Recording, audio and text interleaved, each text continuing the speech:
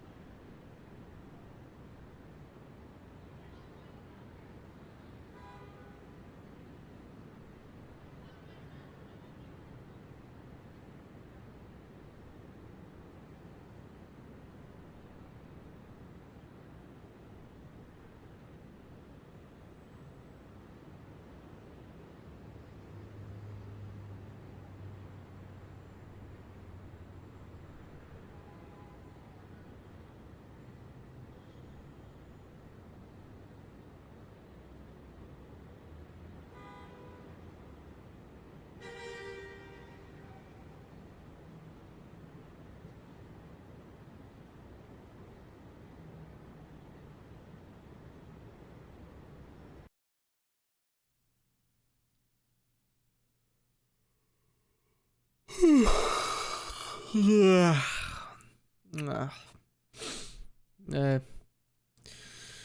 Hey, what's up, everybody? Hold up a sec. Let's get those two up on the screen there, shall we? Oh. How's everybody doing tonight? Me personally, I'm tired as fuck, bro. I'm gonna be doing those 2 chapters tonight, and then I'm going the fuck to sleep, methinks.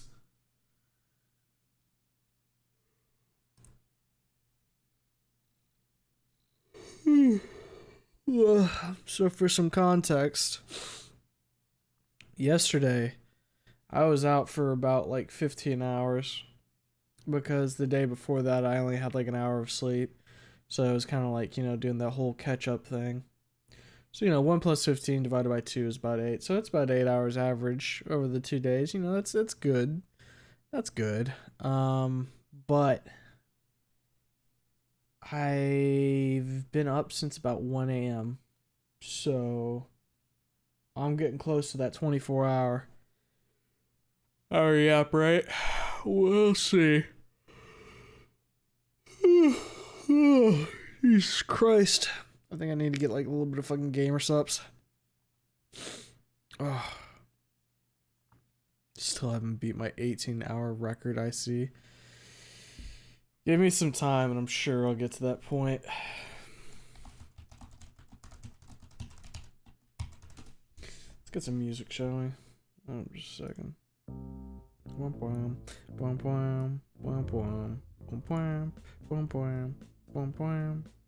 We'll do this first. Jeez, dude, that's a lot of not sleeping. Yeah, that's why I'm pretty fucking tired right now.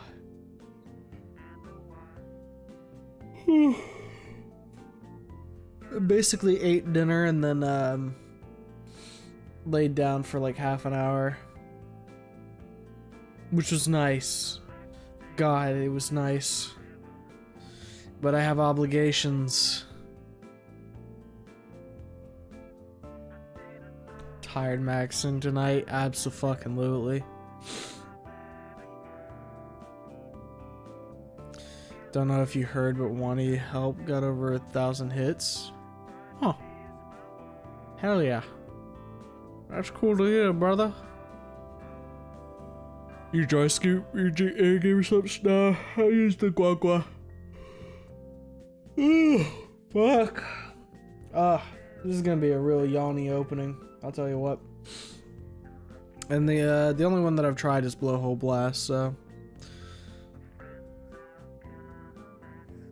Simple jumping jacks for blood flow should wake you up. I don't know if I want to shake myself up because I'm kind of feeling a little bloated from my dinner in and of itself, if I'm honest.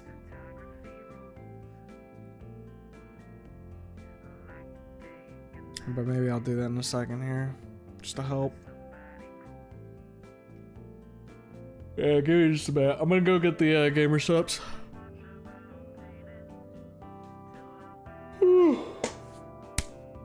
Oh, hopefully you can catch up to me while I'm doing the fucking yap here. Be back in just a minute.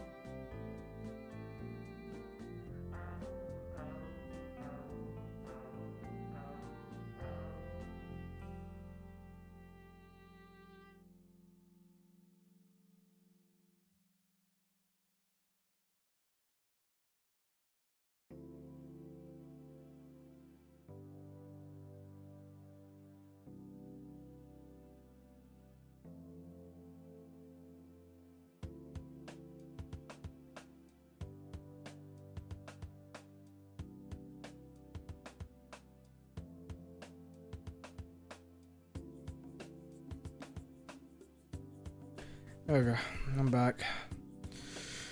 Did Mississippi's. Should hopefully be kicking in here soon. Should get Guacamole Gamer for it. That's my favorite. Reminds me of Baja Blast, kinda. Never really had Baja Blast, but I'd probably get another flavor at some point and give them a try.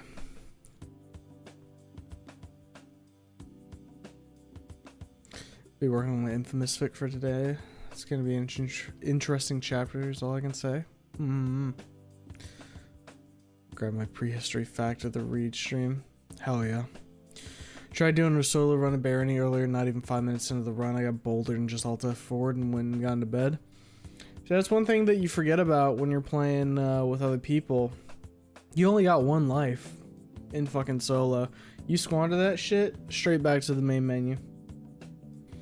It's a rough fucking world, innit? Meth. Meth probably would wake me up. Meth probably would wire me for the rest of the stream. I'll give you that.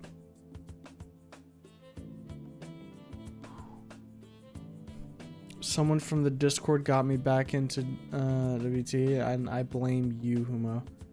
I didn't do anything. I am but an innocent bystander in this bitch of a world. Mr. Streammore is just sitting here doing his readings like he's supposed to. Or he will be doing his readings like he's supposed to.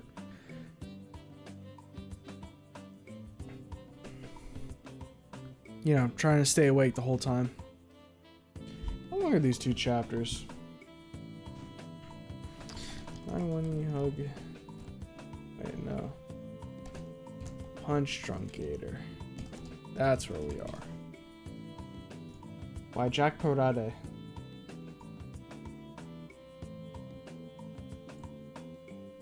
Let's see, chapter index. We're on chapter 15.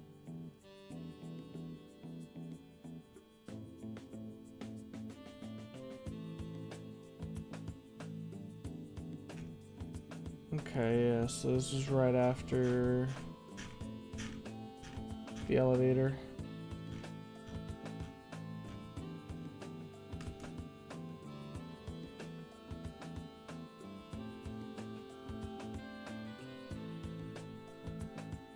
Okay. I was just catching up on it myself, just so I remember where the fuck I am when I'm doing this. I need some Fent. Yeah, somebody hook my boy Jake up. Get him zombie moding. I love calling this fit. Could be one tough son of a bitch when it comes to Mia. Good. Fuck that bitch. Get some yayo. Guac guac gamer fort with the og og.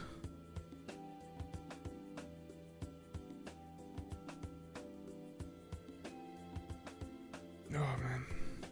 I feel like my stomach is becoming a witch's cauldron right now. I can feel the bubble. The beckon of the bathroom is strong right now. This is one of those intros, or I guess not even really an intro, but one of those yaps where the streamer is fighting for his fucking life. I'll say this, I'm feeling just a little bit more perked up though. I mean, I could yawn at any moment, but at the very least I feel a little bit more cognizant. Alright, so we got this chapter. Okay, and then next chapter. And then chapter after that. Yeah, we'll probably be just shooting for 2 tonight. Play it on the easy side for me. Because Lord knows I need a W every now and a fucking again.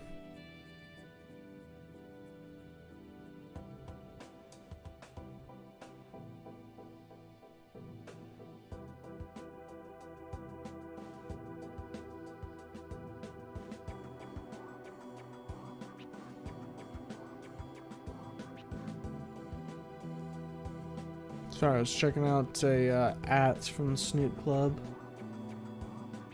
My eyes doth be drifting whenever I see a notification.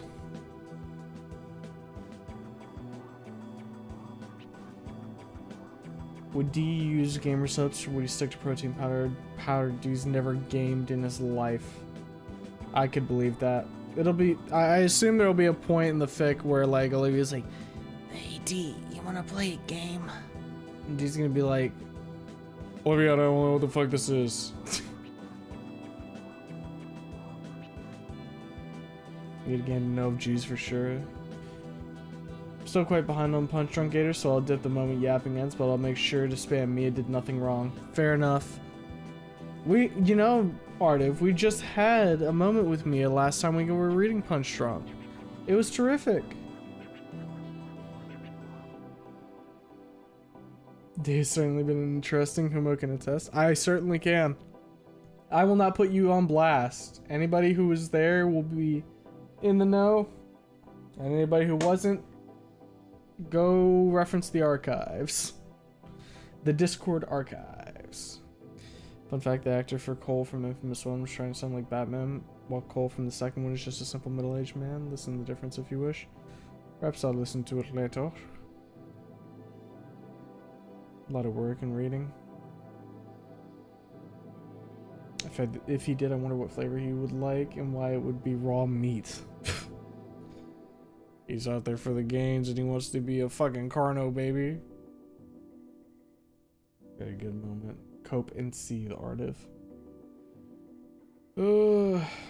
Okay. I'm gonna try and use the bathroom real quick.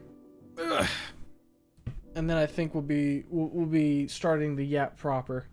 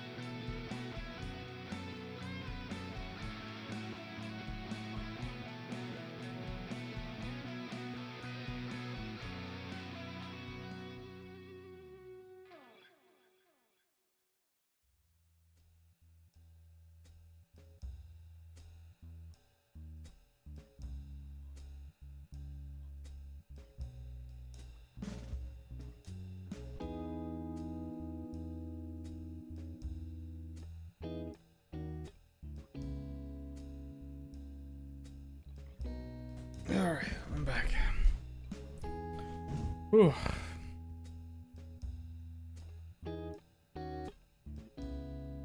Mog Parade lives rent-free in my head. Mog Parade was pretty good. I only contributed the nice guy thing, but you know, some of the fellas over there were putting in work overtime. Think I have something? Waits patiently. Put a funny image I did for the Mimi server in General Dino. I think it's accurate. Let me waddle over there real quick. Take a pee-pee. A little pee-pee at that.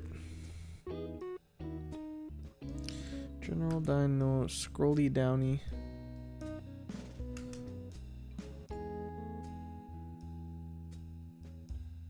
What in the fuck am I looking at? Hydrogen bomb versus coughing baby. Begin.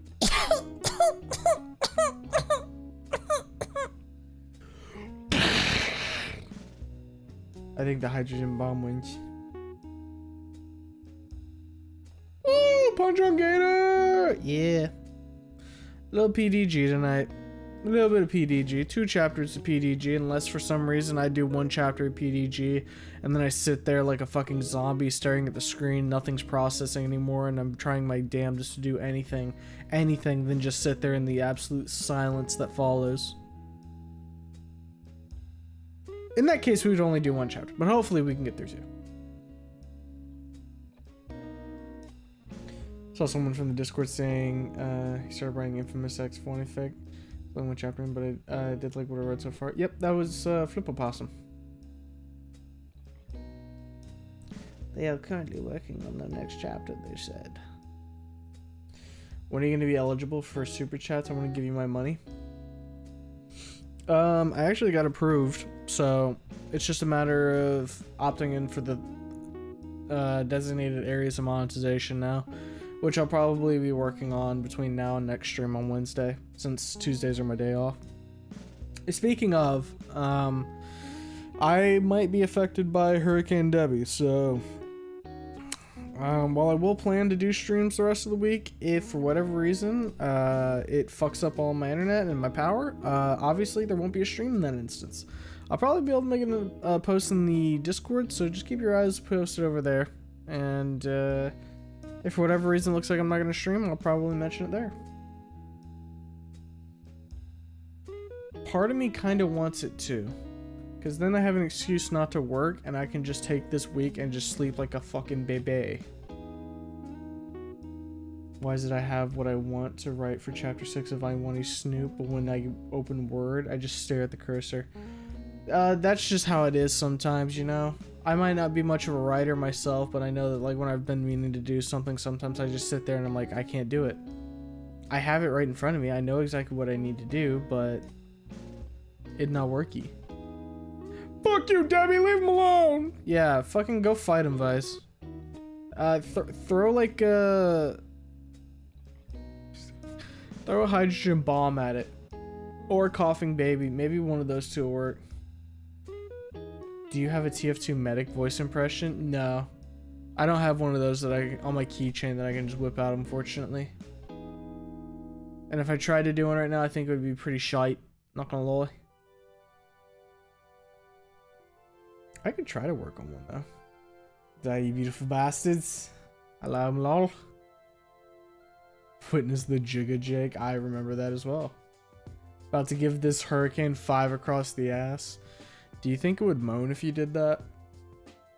Call it a monocane. Writer's block, man. It's a curse. I know all too well. Any creative knows damn well how that block feels on your head. Jigga Jake? Yeah, they're still working on it. Didn't drop it or anything. Yeah, for the infamous one. Putting in the work, putting me on blast. Look, I told you already, Jake. I'm not much of like a creator, but like when I get fucking hit with inspiration, I must let my muse speak through my hand. And the nice guy Jake edit was like I saw the vision and I had to execute. I'm sure you understand. Kumo baby. Yeah. It's time for a death battle! I'm all caught up on PDG. Great work, Jake. Yeah, maybe next year when Chapter 24 comes out, you can enjoy it.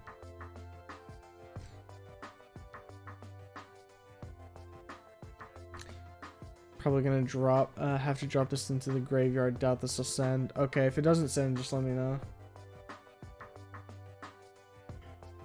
Woo! 1 to 2 chapters! Woo, yeah, baby! Uh-oh, be safe, game more. I'll be fine. I don't think like I'm on like the path of destruction. It's just gonna get windy as fuck and rainy, which means that power lines might go down. Is what it is. You can just take the week, man. Don't need an excuse. I could, but you know.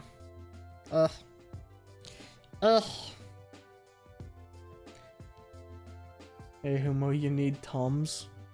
My tummy is just very volatile. I probably should have like Tums at some point, like on standby. Someone asked asked about wanting help and how to pronounce y/n name. Simple, really. Y/n is short for your name, and it works considering that Alan is anonymous and Ko is incognito. Yeah, you see that pretty often if you read fanfics.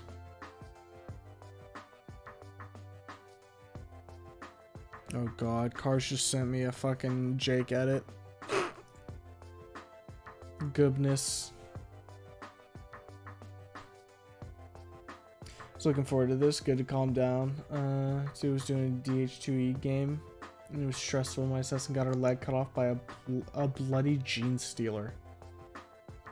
That sounds like a whole fucking mess of situation, but hey, I'm glad that you got something to chill out with right now. Olivia's saying the mitochondria is the powerhouse of the cell. I hate how that's like the one thing that everybody fucking knows because of public education. Like, there's so much shit when it comes to the like cells and the human body and all that shit. But all we know is that the mitochondria is the powerhouse of the cell because that was hammered so fucking much into our brains. But like at the end of the day, does it really fucking mean anything? Like, I get it. Mitochondria, powerhouse cell, that's how the cell generates its power. Sure, but like, what about everything else?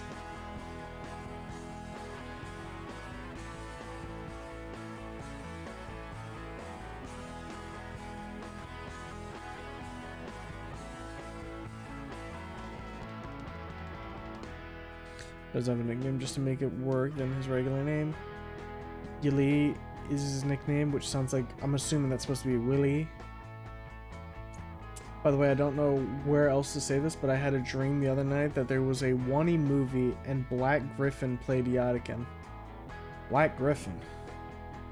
I don't think I've heard of that individual.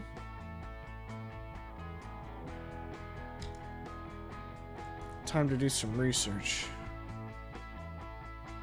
Singor. Oh, they got 4.9 million subs, I see.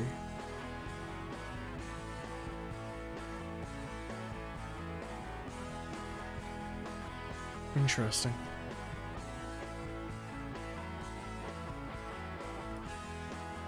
Frowny face. Are those Jake JPEGs in the Discord? If you go searching, you'll find them. For fuck's sake. I didn't do anything wrong.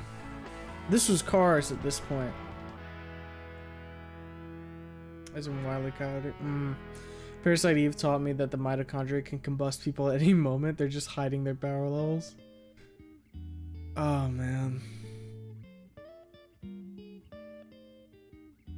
I don't know too much about Parasite Eve. Most of what I know is from Super Best Friends and, like, skimming some of the Let's Plays. But that shit looked fucking...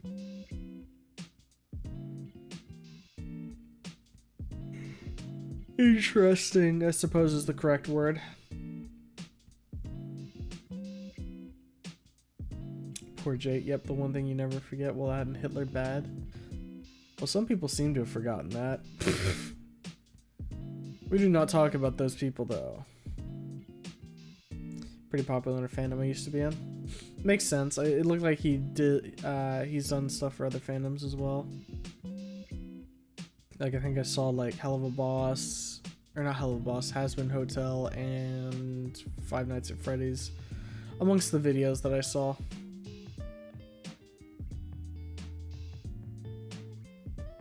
Oh, shit. Well, that Gamer Subs gave me, like, a momentary boost, but that shit has gone.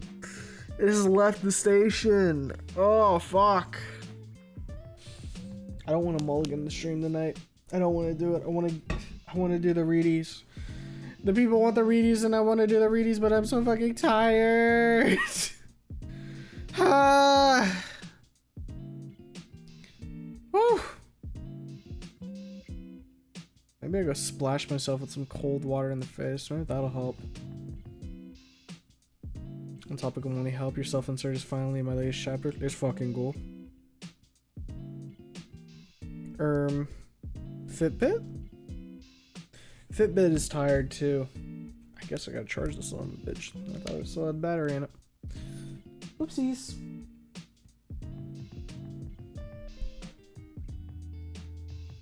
I want to see what my heart rate was right now because I feel like I'm hitting that low end. My body's going into like fucking... not shock. I got that high torpidity. That's the right word. Ugh. I'm gonna be fighting for my fucking life tonight, I'll tell you what. Oh god damn. I open up the Wagwa bottle. Maybe some nice cold water will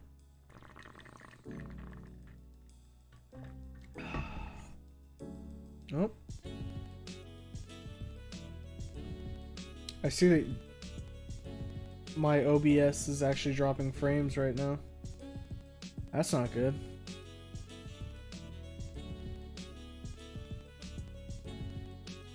Give it a second. Alright, it should be equalized now. Oh. Show it on stream. No, I'm not putting Jake on blast tonight. If you want to share it in the Discord, by all means, but I'm not gonna share it in the stream. Not quite a done effect, but here, Kulasukis,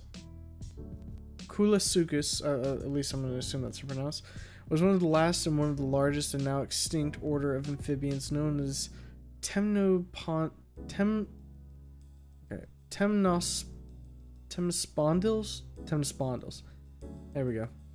Most of this grouping went extinct during the Triassic period, but Kulasukis was able to survive into the late Cretaceous in southern Australia.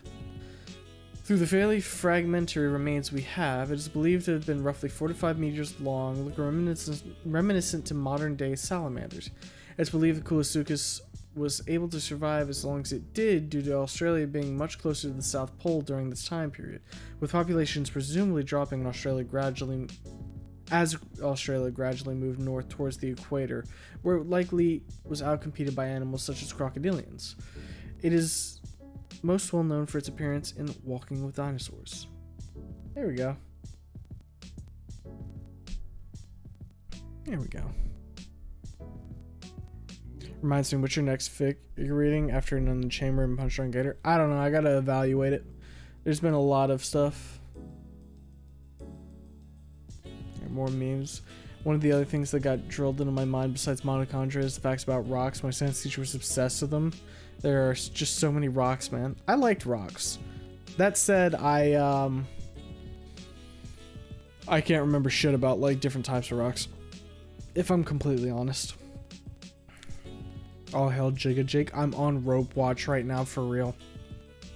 So you're telling me I could be the push that sends you over the ledge, huh? The rope will break. VC chats, understand what happened. Yep. I bounced between 2 different state curriculums all throughout the school, so my education was pretty much fucked, but the one thing I will never unlearn is that mitochondria is the powerhouse of the cell. Yeah, I bounced around school systems a bit when I was younger because my dad was military. I think I hit like a total of 3 different places, and then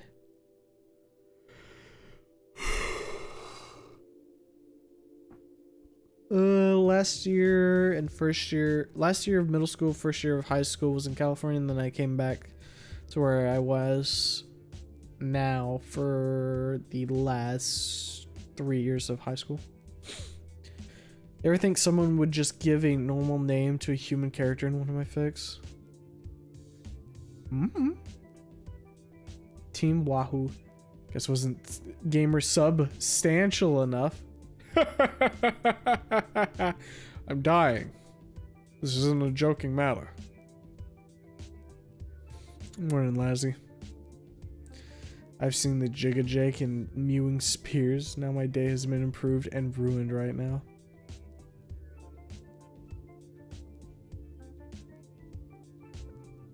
Time to spawn deals are crazy. Fucking love rocks! Insert gif of Mia sucking on dodgeball like a true bottom feeder. She likes the taste of it. Has the reading started? Are we still yammering? Yammering still. Damn, there's even an MPreg one about truly.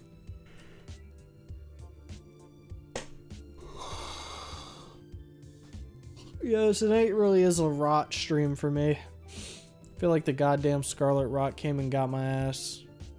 That Scarlet Tussie really be hitting different, I'll tell you what.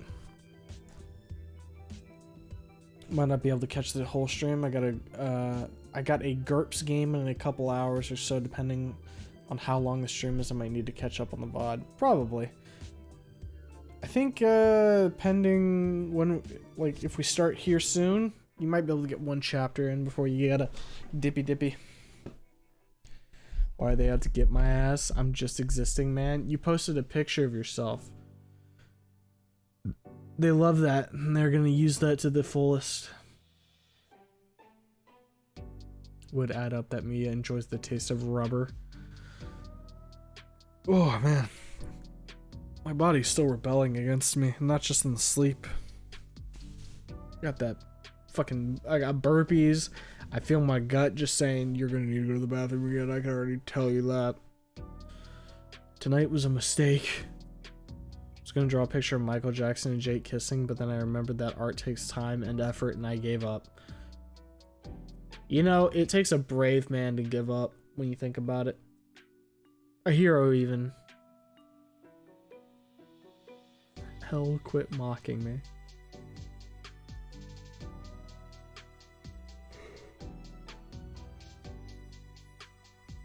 I don't know if I'd call it suffering from success, Chief. Who mother rock enjoy? Yeah, I used to collect rocks. Shinies, you know. I had a little bit of like the crow syndrome where it's like, ooh, shiny, me grabby now. TFW, cleavage is an actual geology I learned in 9th grade science. Geology term, that is. Saw cars as meme, kill myself. Yeah. Hey, at least I put some effort into mine, you know what I mean? Not to say Cars didn't put effort into his, but you know. He could have color corrected it. Now that it's been confirmed Puma doesn't want me to do it, I want to do it more. See?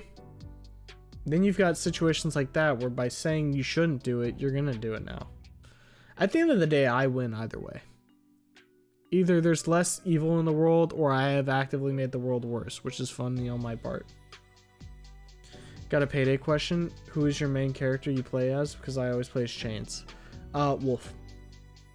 Little Wolfie, come over here. Oh wait, no, it's Little Wolfie, follow me. My brother would always play like fucking Sokol. He would also play Sangres sometimes. So he had a case of Loot Goblin even as a kid. Yeah. Look, there's something nice about just collecting shit. And rocks is one of those easy things that you can collect just by going outside and finding a really cool rock. It's kind of like sticks, you know? Like when you find a really cool stick. I play as Hank Hill. I'm gonna show you my propane. Uses a flamethrower. You know, that could actually kind of work now that I think about it. I'll draw it in such a way that no one wins. Don't test me. I'm testing you right now. I do play Jacket too. Jacket's a fun one. I mean, it's not like the characters actually have that much of a drastic effect, but Just listening to them talk is nice. Kind of like listening to me talk, guys. Smile.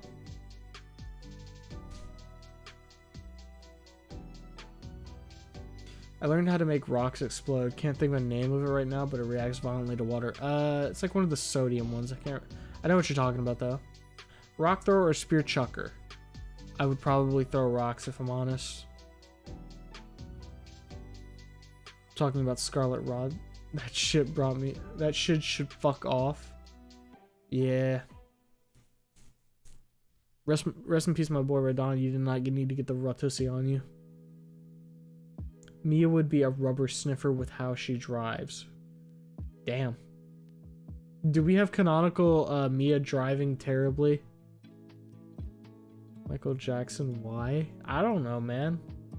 Because I guess it would be funny. I gotta get the fuck out of here.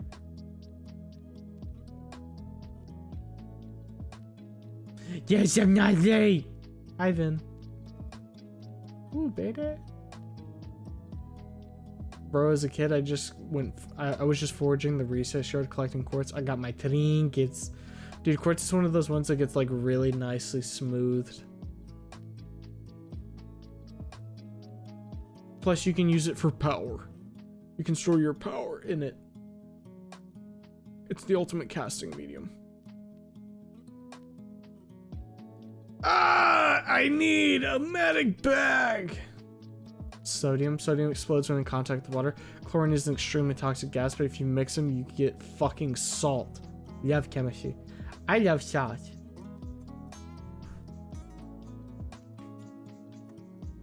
Mia, this push pop is fucking banging, yo. Inko, that's a fucking glue stick. I feel like Inko wouldn't even point it out. Inko would just sit there and be like, she knows what she's doing, I think. Anon absolutely be like, are you fucking kidding me, you dumbass? That's a glue stick. That I hold true. Got in trouble a few times for digging up quartz in the soccer field and leaving ankle annihilators for the next game. Okay, yeah, that makes sense. Like, you were active. You basically took a regular field and said, you know what? I'm gonna funify this. I'm gonna turn this into like a fucking Mario Kart track where you gotta drive around the banana peel. Or die. Have you ever heard of the emergency food Festia pail? Yes. I think I've looked that up on stream at least once. I can't remember why, but I do remember seeing it. What payday do you like the most? I'm guessing it's 2. Yeah. I played the first one, and it's fun. I played the third one, and it's not. But, you know, 2's just got a lot of fucking content, and you can easily go back to it at any point. The only downside is how big of a fucking download it is. But with all the content in it, it's, you know. Could be better, but we'll take it. What do you think about Helldivers? Helldivers is fun. I haven't played it in a little bit, but I do like it. At least from when I had played it before.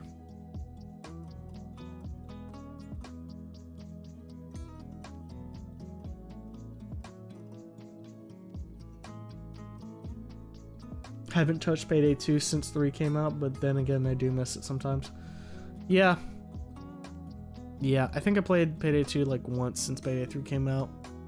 But I'll tell you what, I haven't played Payday 3 in like months, because why would I play it? The game needed way more time in the oven. Tried to record my Fang voice yesterday to see what it sounded like, but what I said was pretty funny. What should I do with it? You could always just post it in the Discord. And see what people think. I've already gone on record saying nice cock with my Fang voice, so like, you know, you can't really get much worse than that, I would say.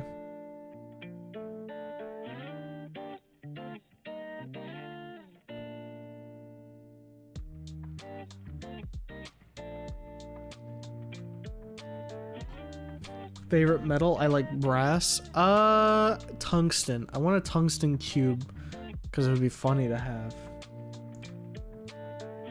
Any main other than Duke is the wrong one, and maybe Bonnie. I want my heister to scream Scotland forever half the time. I can respect that opinion, Artif, but I like my insane Swede.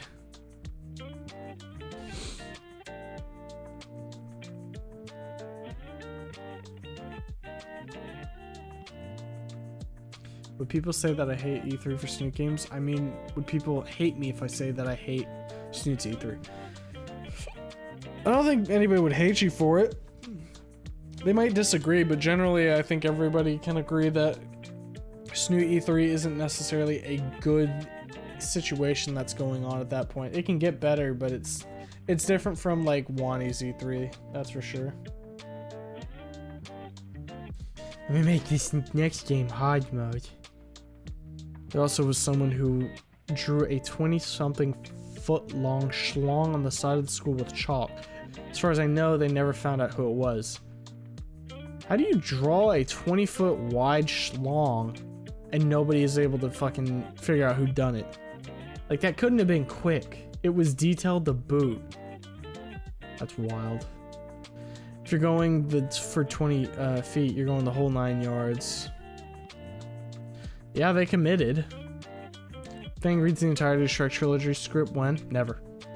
That's too much work, and I'm not a guy who likes doing work. If you use Duke, no one else can use Duke. Still can't wait for you to play Signalis if you haven't already. And if you do stream it, because I love those low poly lesbians, I do want to play it on stream. I have it primed and ready to go whenever. Coward. Yeah, I'm a little bit of a coward. Payday 3 is trash. Fuck armor bags. Me and all my homies hate armor bags. I don't even think armor bags was like the hugest issue. There's just like a lot of shit that was going wrong with that. All coalesced into a very underwhelming product.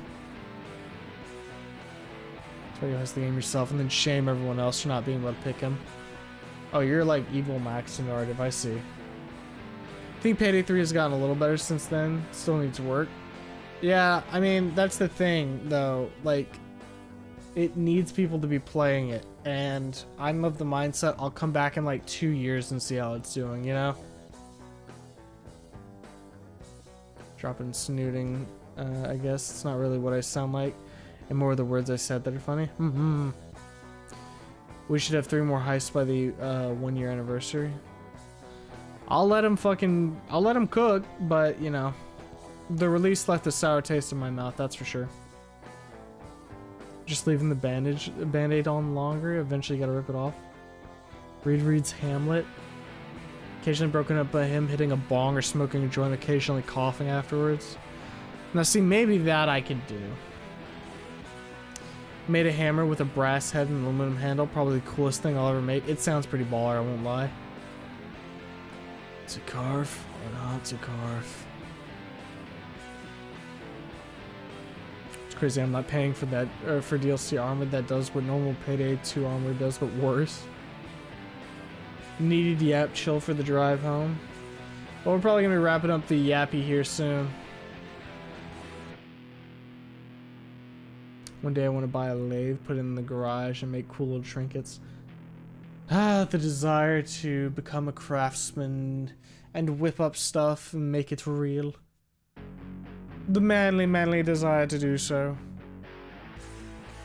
Hamlet, Darkest Dungeon? Darkest Dungeon spy. Yeah, if it's still around in 3 years, Starbreeze got through rougher patches before, it should be fine.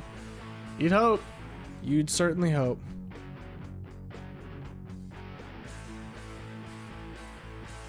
Actually, Barrett, I had an idea for a Snoot mod where it was mostly, where it was something similar.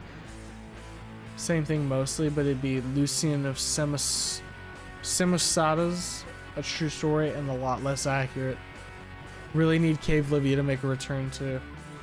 Well, I'm thinking about picking up the voice mod at some point, so that way I can turn on like a fucking pilot voice when I'm doing the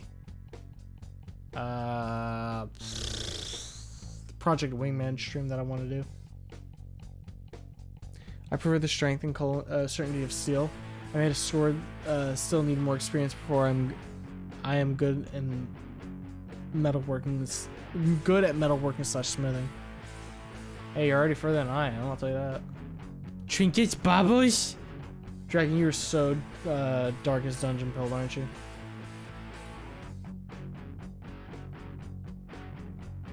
You sound more and more aware with each passing moment. Well, then I guess I'm faking it right, because I feel like I'm withering away more and more each passing moment. Like, part of me there thought for a second, maybe I should just like lean back in my chair for a couple minutes and just close my eyes and just stream of consciousness my brain.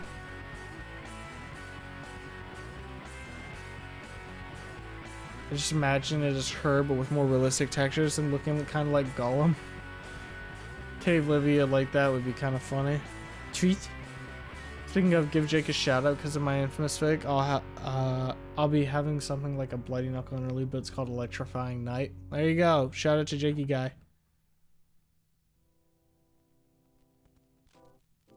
Project Wingman is great. I backed that game, but also PS5 version has exclusive content. Boo! Give me the content. Streamers coming to Let's Cringe Chat. Is coming to Let's Cringe Chat. I don't know about that one. Furries are over here spending hundreds of dollars when I can make a suit out of scrap with a MIG welder. Nothing could go wrong like that one guy in the 90s. I'm gonna assume that something terrible happened in the 90s with a MIG welder. If you fake long enough, it'll become true. I don't know, if I keep faking this, I feel like at some point I'm gonna go silent and you guys are gonna hear me like,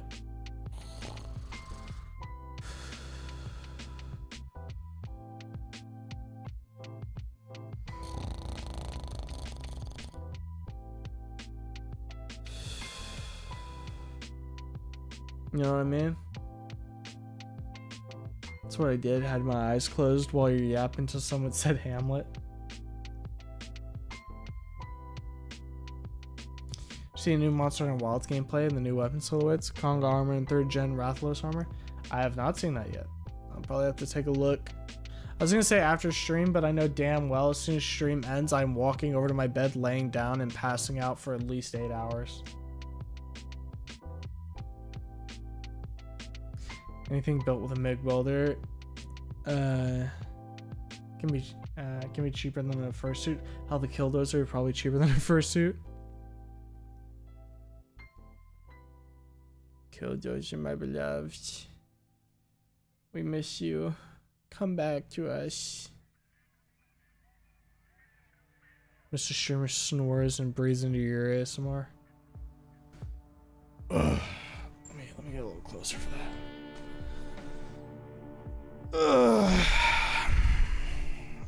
I'm just gonna close my eyes for a minute.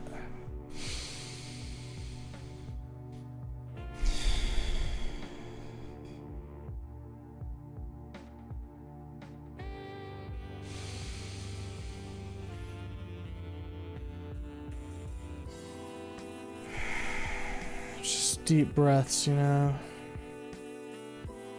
Let my mind refocus.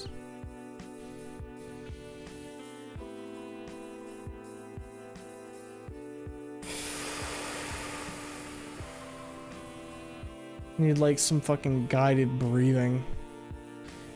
Now, I'm gonna be honest, I feel like I don't breathe efficiently. And that's why whenever I'm doing cardio, it sucks so much ass.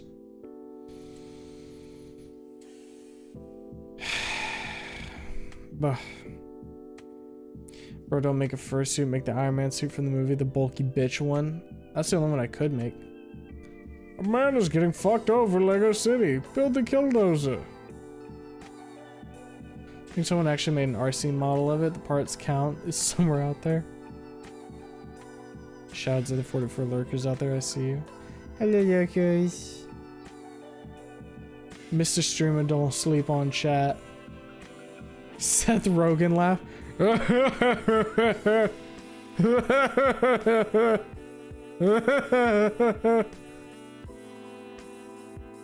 What do we have? Like the hour on repeat or whatever? Ripley interrogating you over jaywalking ASMR when? When I can remember how to do Ripley voice. Sleeping to the Anakin theme, you are now manually breathing. I be always manually breathing, brother. I gotta match those fucking prompts.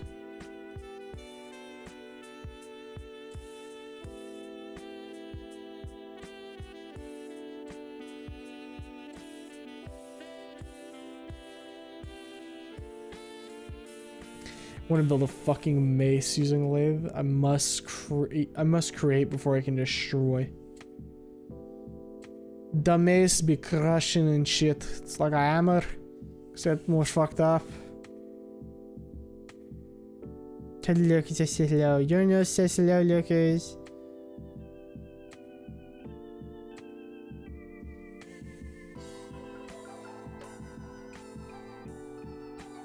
Nah, dude, give it attitude. Make it sound like a local commercial. You're asking too much for me tonight, man.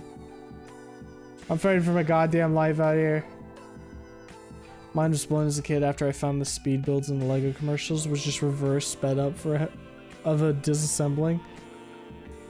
You'll never be the same after that, huh?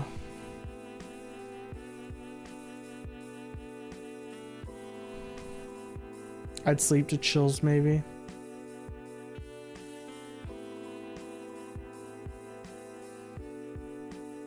You can now feel your tongue and you can feel your clothes. Yeah, I got my clothes all draped over me, so I'm glad that I feel them right now. Your back now itches. I'm lurker max while I play my game. Your game looked really comfy fucking when I saw Morrowind. I think if I played that right now, I'd pass out. I'm gonna think of like a topic here to just like yap on about for like a couple minutes while I just let my eyes rest. I should not be doing this. I just feel myself getting more tired. Ugh. I think we just need to get to the fucking reading, if I'm honest. Before I like burn out paradise. Your bones are wet and itchy now. I can't feel my bones, guys. I had them surgically removed 10 years ago. And it's really fucking insensitive of you to like point at me like that, knowing damn well that my bones aren't there anymore. I'm just a fucking blob on that side of my body.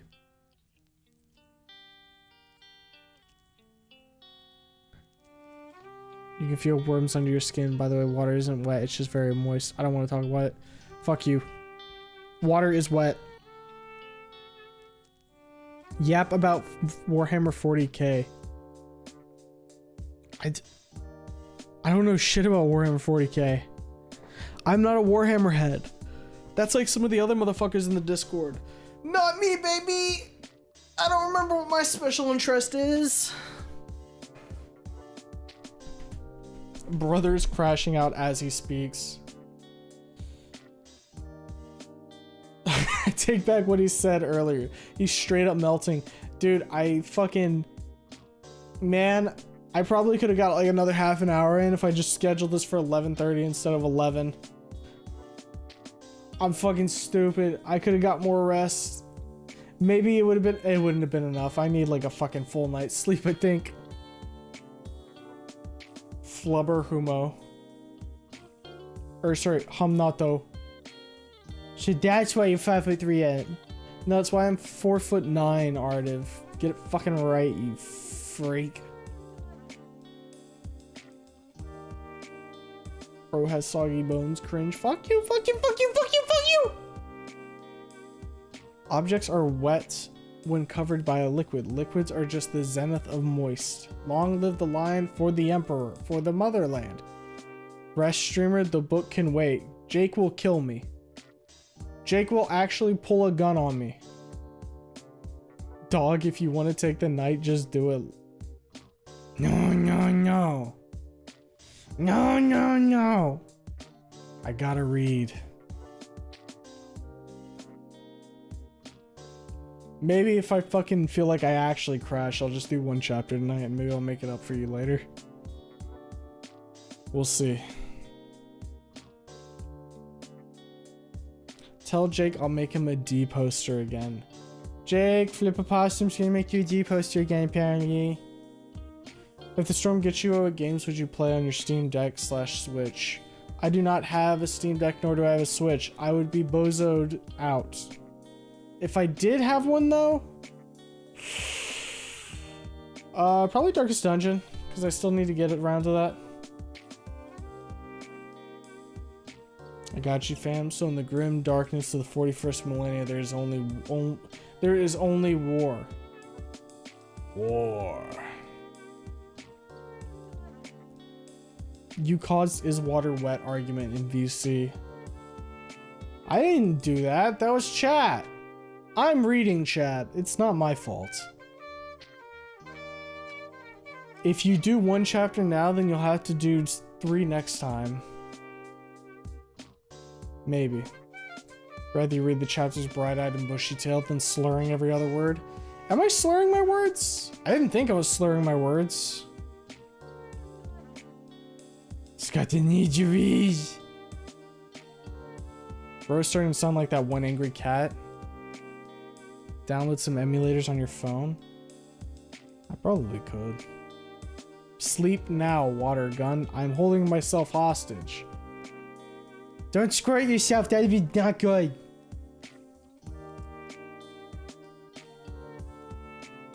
Steam Deck with emulator. None in the chamber when. Last year, you know when none of the fucking chamber's gonna be showing up. It's like next week. And the next week, that is. Water is not wet. It makes things wet.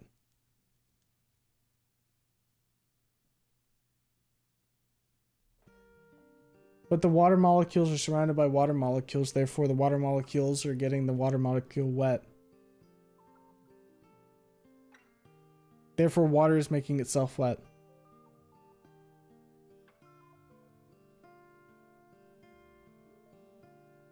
You're kind of slurring your words. Fuck. And here I was thinking that I was good. If you're gonna do it, best strike while the fire's hot. You can play Warframe on your Apple phone now. Oh yes, like I would really wanna do fucking Warframe on my phone and get back into that mess.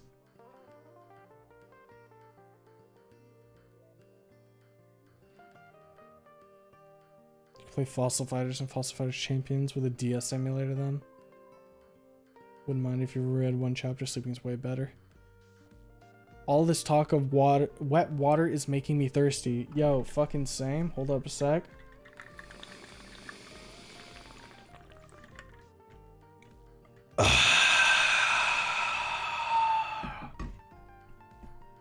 Valorous Guagua. Whom you have been compromised? Like my identity? Do I need to go and start a new life somewhere? New YouTube channel moment. You're good, trust. When I pour water into water, I pour water into water, therefore making the water wet. Wet objects can make other objects wet, so I'd say water is wet. See? Punch Drunk Gator Ch. Someone never did escape Tarkov. You can't. Nikita's a fucking hack and won't let me. Maybe some reading is a pick-me-up. Quick, someone send something illegal over the Discord to wake Kumo up. If he so insists upon it. No, don't like fucking leak government documents in the Discord. I don't want to have to deal with the fucking glowies climbing up my ass and asking me, so, do you know why Poopstick 58 showed compromising photos of the US ambassadors in the Discord? And I have to go, no sir, I don't fucking know why he did that. I'm just a dude who reads stories on the internet. What do you want from me?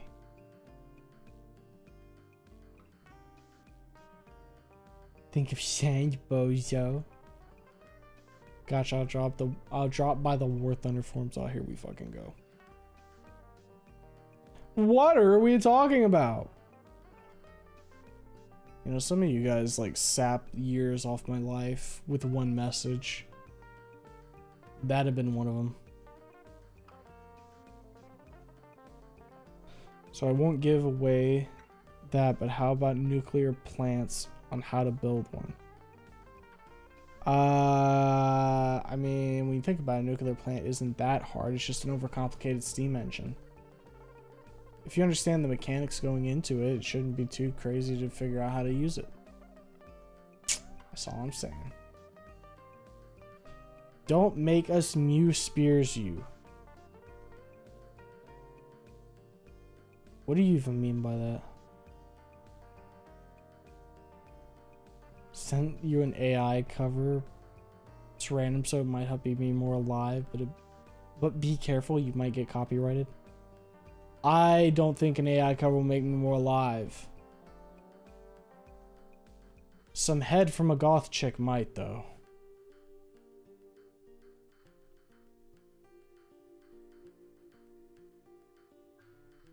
And now I wait for chat to respond to that, and that way I can keep myself awake.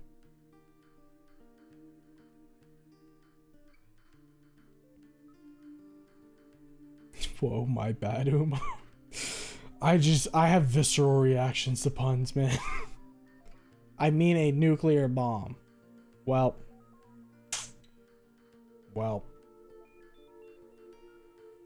Get to the story before you fall asleep. Quiet you. Chat to general with the mewing. If I were to dress up as a goth chick, theoretically, would you? Head is head. I can repost the Ariane 6 user manual and they can pretend it's confidential. They can look and be like, whoa, what the hell? You can't post that, man. You're gonna get everyone in trouble. Wonder if we can make an AI cover with Mr. Crematory's Fang voice. I don't know if you've got enough samples to do it. It's possible, but I don't think you do.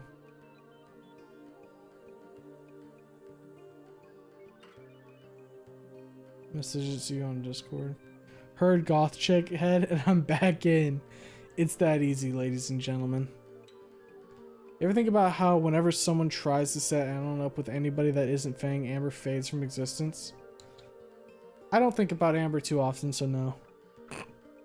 That's one of those things that somebody's like, but Amber would be dead! And I'd be like, oh, true. Goth Reed. Man, some head would go absolutely insane right now. This I know acutely, Jakey. You've made it very apparent that you need Squid Games so desperately.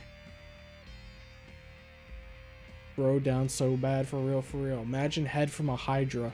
Which head? Nah, she don't fade away, just changes a little. The Trigger Amber. That's her head name. Could use some head. It spears mute nerd. I have 4 to 5 pictures on how to build a nuke.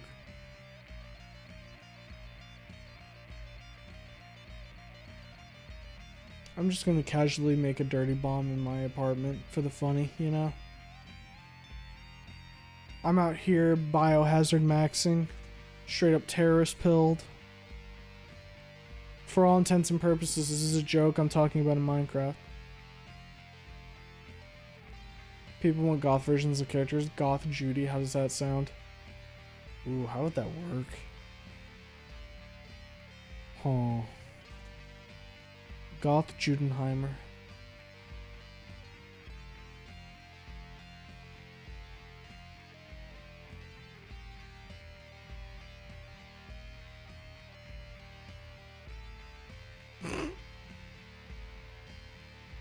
Head from a Hydra sounds like one of those shitty smut novels on Amazon.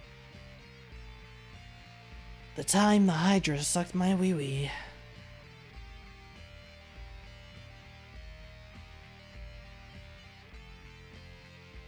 There's some evil thoughts bouncing around in my head now.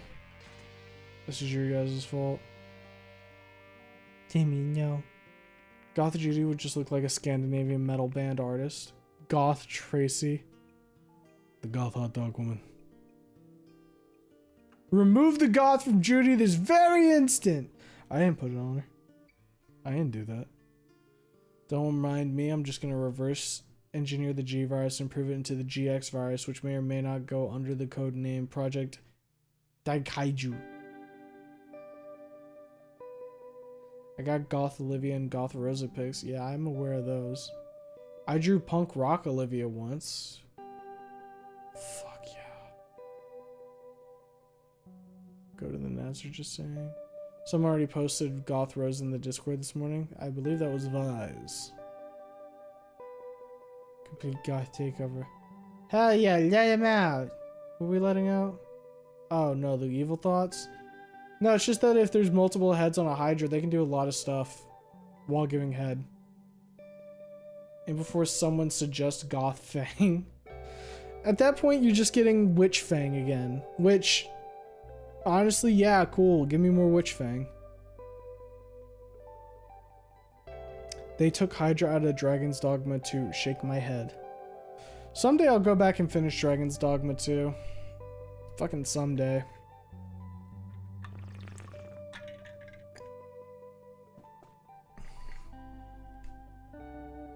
We can, in fact, make Fang more goth. Fang already goth, and that's not getting the E2 Fang. That's uber goth. It's on the stream reading recommendations now. Would be a good intro to Punch Drunk, surely. If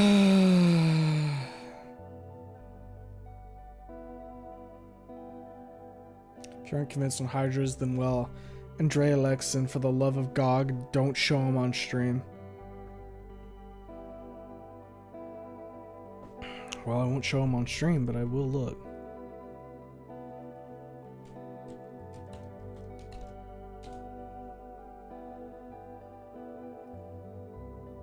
Good Lord, what is happening over there?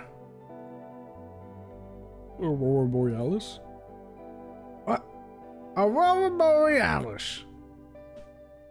This time of year, this time of day, in this part of the country, localized entirely within your kitchen. Yes. May I see it? No.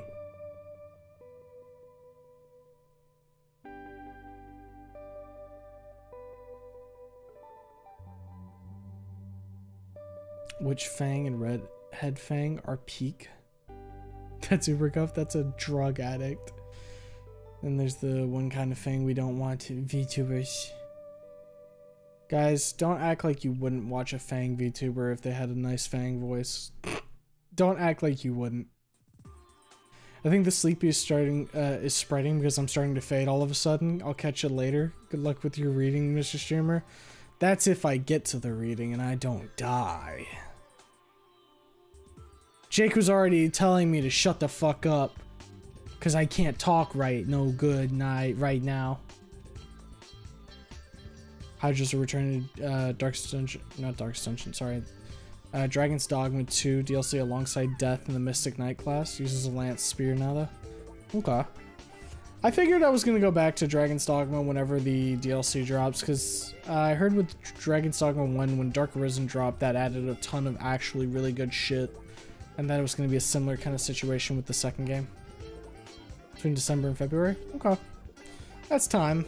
Time enough to maybe, like, finish up in that.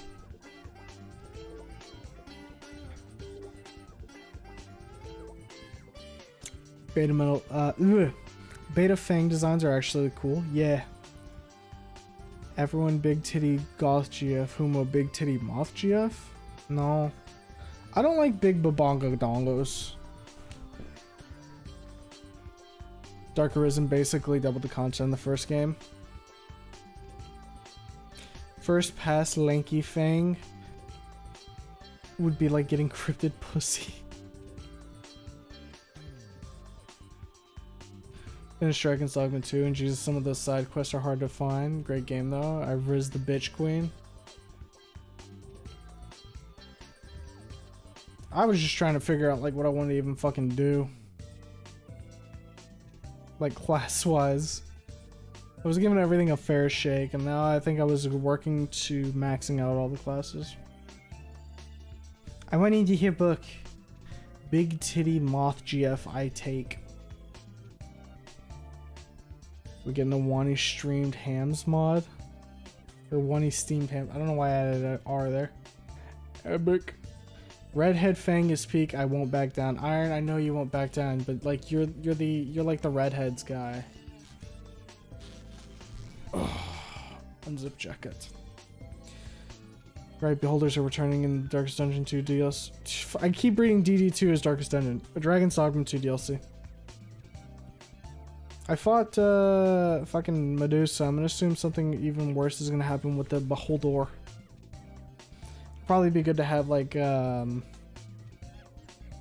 archery maxed out for that I would think. On God, I would watch a Fang streamer. To be frank, I'm about to crash out myself. Damn, is it sleepy time tonight? Is everybody sleepy? What the fuck? Magic Archer fucks hard. I didn't get Magic Archer. I was only able to do regular Archer. I think I was missing out on like the side quest that gives Magic Archer. Don't get me wrong, I liked Archer. The manualness of like pulling off headshots felt really nice. And then like getting like whenever there was time to get a charge, like the perfect charge shot where you hit it right on the right frame. Oh, that shit felt real good to hit. I like that. Talk about rewarding. Beholders in the first game could open interdimensional portals and effectively yank out your liver with the amount of damage their attacks could do. Damn. Big butt is nice. Oh no, he is assed man. I like some cake. I like well proportions. No, me is writing. Me making a glitch command go to school. Well, that's one person not sleepy. My nose is itchy. Huh? Hey, Bon. Big badonkers only if the rest of the proportion's nice. Medium is premium, though. I can fuck with that. What a sentence to join to. Wait, which sentence did you join to? I say a lot of sentences, you see. Imagine crashing on your own stream.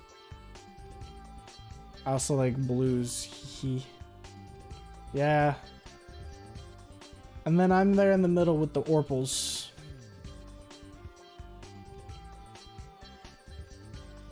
First pass Fang got that witch emo girl hot. Second pass Fang is nice too. I think I would like the esoteric feel of all the shit that fucking first pass Fang would have got like tried getting in on into. It would have been endearing. Basically, they're a mix of drakes, hydras, liches.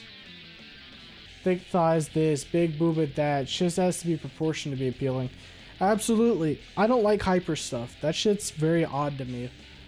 Like, it's always a damn shame when you find an art style that you like, and then you see that they just draw like big fuck off like asses and tits, and you're like, oh, man.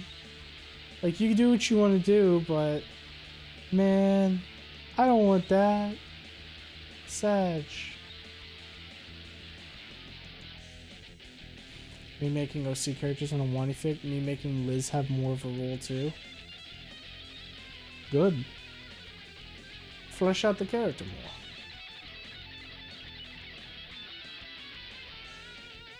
Liz has a good design, Matt as a character. I can feel that. Me can't find more words to sound like a baby. Just keep adding me my blankie. I didn't really mean to say blankie there. I meant like me want blank, as in you infer what's supposed to be there. Blankie works. I got big assets, but when that shit fills literal solar systems, or I get big assets, yeah. Like, some people are equipped, but like, you definitely know when it's like, whoa. You attached a bike pump to that bitch and started pumping that shit. Yes, Sumo, embrace the darkest dungeon, face the failures. On that old road, we found our salvation.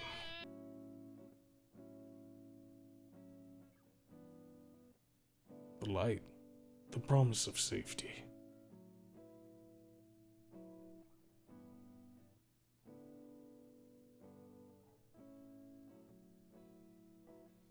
I don't know if it's coming across on the mic, but I'm just rocking back and forth in my chair right now.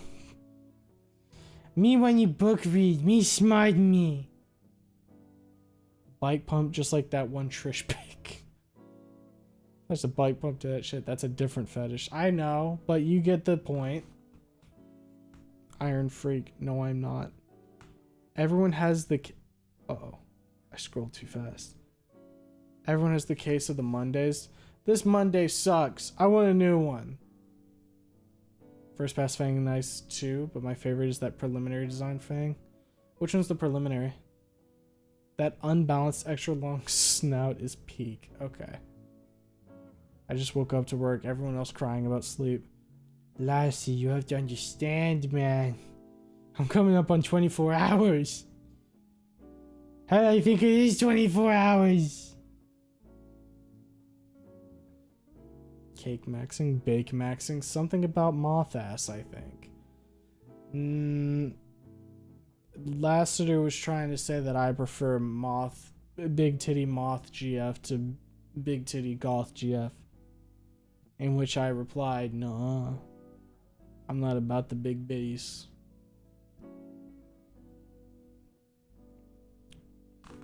I got moth ass. Did Kev finish that picture? Or are you just sitting there salivating in the corner? Moth girls are nice. Boys too. Jake has been like enlightened. I just hope nobody will fall asleep and accidentally call me on Discord implying that did not happen already today. Well, it wasn't me. They say flat is justice, but oh boy, justice sure ain't flat. Look, everybody's got their tastes, you know? Got a tetanus shot to start my Monday. At least now I ain't need another for a decade. I don't remember when my last tetanus shot was. Am I due for another one? To be honest, I don't mind the Subway Snoot Witch over... I didn't mind the Subway Snoot Witch the other Fang designs had. Yum yum. Dude, you can elongate that snoot all you want. Bro, you like Junie. Yeah, I do. I like Junie's design. I also think Junie as a person seems really cool. They are on the list of like people, like content creators that if I ever blew the fuck up and was able to do so, I would want to hang out with at least once. That list is very short, I feel. There's only a handful of content creators I'd actually want to like try and talk to at some point. It's in the snooting up. Waddle, waddle, waddle.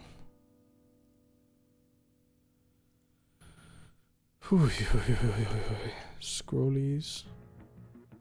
Ah, first pass Fang. Yes. I like this creature. This creature brings me joy. This creature brings me untold amounts of joy.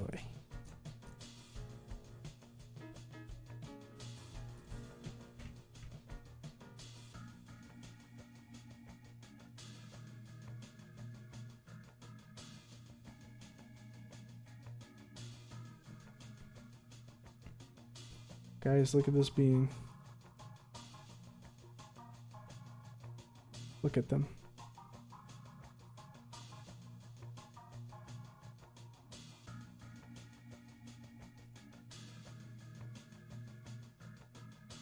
I love them.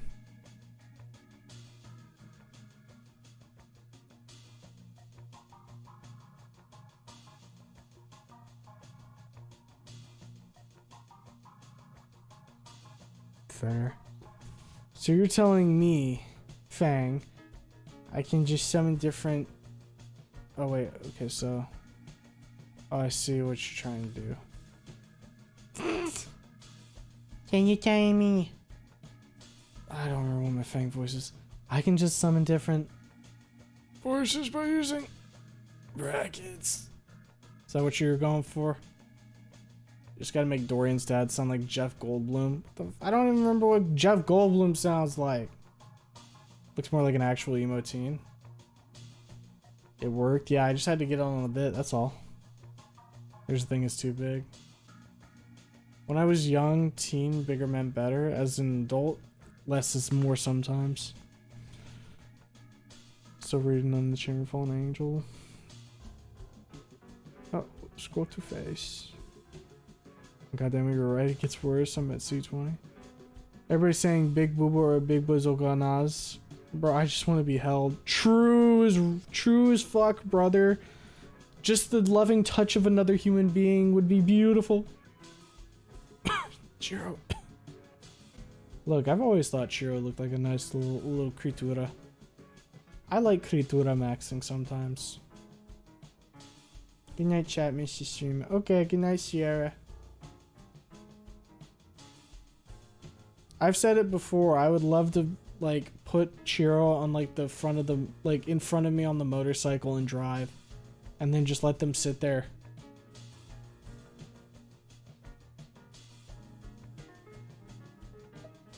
I don't got the Mondays. It's a Tuesday for me. Technically, it's a Tuesday for me now, because I have passed the midnight. Why have you been up for 24 hours? Are you okay? Because I slept for 15 hours yesterday, and I felt like I could make it through to stream tonight, and then the fucking major exhaustion proc hit me right before stream. Looked it up on the brewer, and holy shit, preliminary sketchfang has one hell of a sniffer. Big ol' schnauz. Mr. Streamer, thoughts on Olivia with the low taper fade? I like her hair now. I like the messiness. Next weekend you are getting proper sleep. I want a lot in the chamber. I'm gonna be honest, you probably get like maybe max 3 chapters. Is this turning into a Yap Max stream? Kind of. Kind of. I made it to stream. You still Yap? Yeah. Trying to see if I can conjure up the willpower to get this fucking chapter in, because like I'm ebbing and flowing right now. There's times where I'm feeling awake, and then there's times where it's like if I close my eyes they crust over.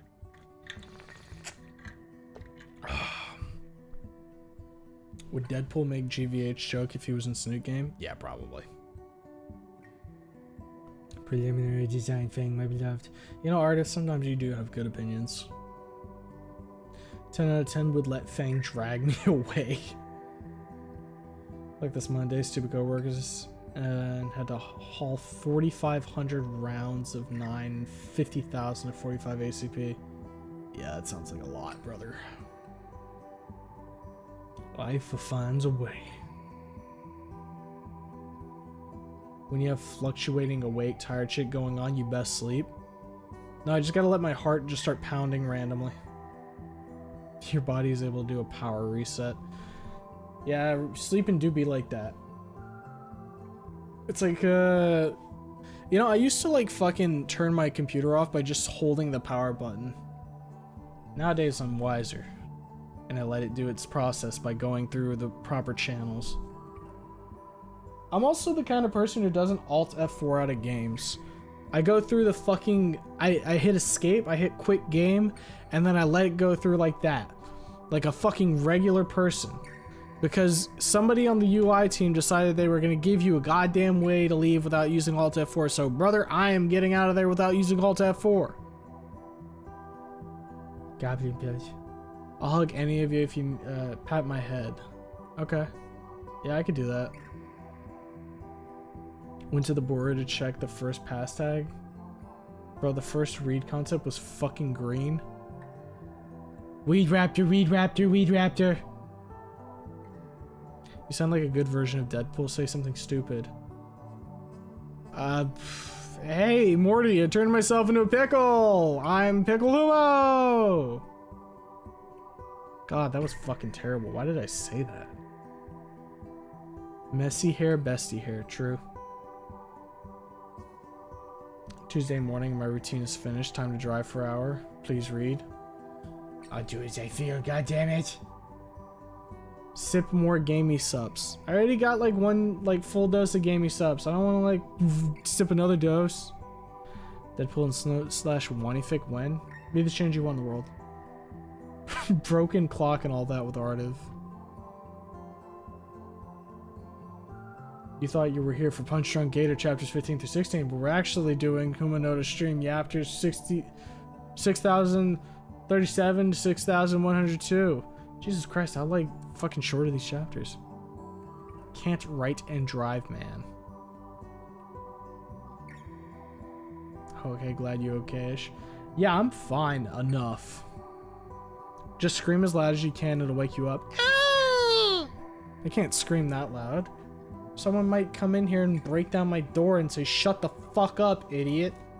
And I'll be like, I'm sorry. It was a joke, a bit. Fallout 76 wasn't that bad at launch.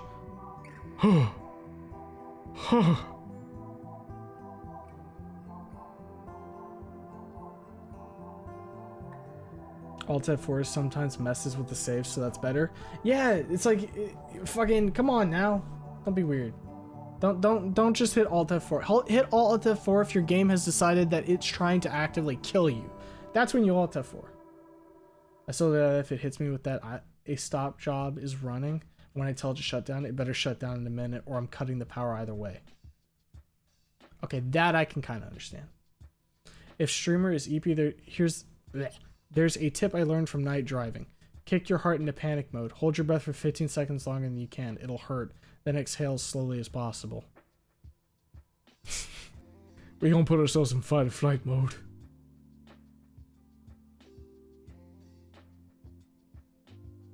Gilded Stream 2 Gamer Piss Boogaloo. Jokes aside, it feels right just letting yourself fucking scream when you're alone in the car. I have the call of the void to just scream sometimes. I've gone on record and say, hey, do you just want to like scream right now? For no other reason than to just scream. You know, just let it all out. So I only remember the yap, I don't remember the drive. Banana slamma. Everyone just stop yapping and force him to make a decision. Agreed? Okay. ... Agreed. Someone's gonna say something. I will not be the first to break. I know you fuckers. See, look. What'd I tell you?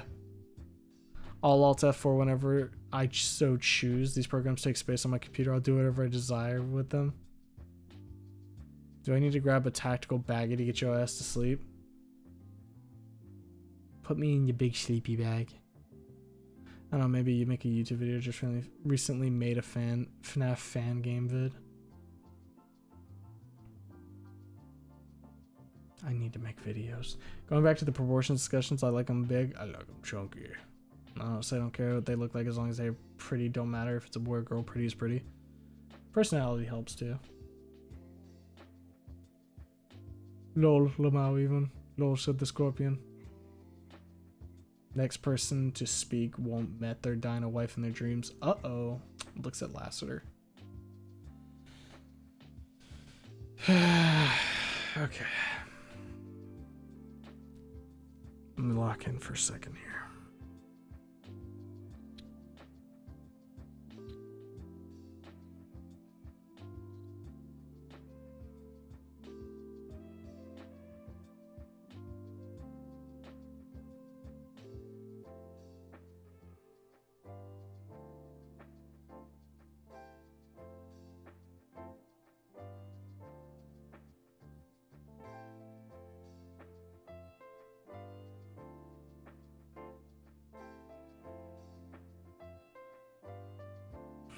Okay. Whoa. Just recalibrated. You know, I never had a chance with the optimal dino wife. Hello, chat. I'm chatting. Fucking Monster Hunter Raptor that spits coma gas. Those are baggy. Oh, those guys. Holding like a rifle gun trying to make it spit on your forehead. Did he just fall asleep? No, I'm good. I'm here.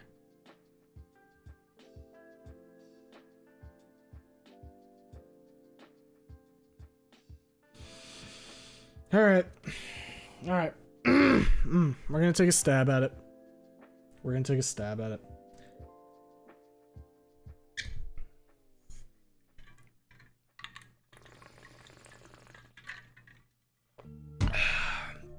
Worst case, I figure out mid-chapter here that this was a mistake. And we'll just act like we didn't read tonight. We'll just say that nothing happened in Ba Sing Se, you know what I mean? Ooh, it's this song. I like this one.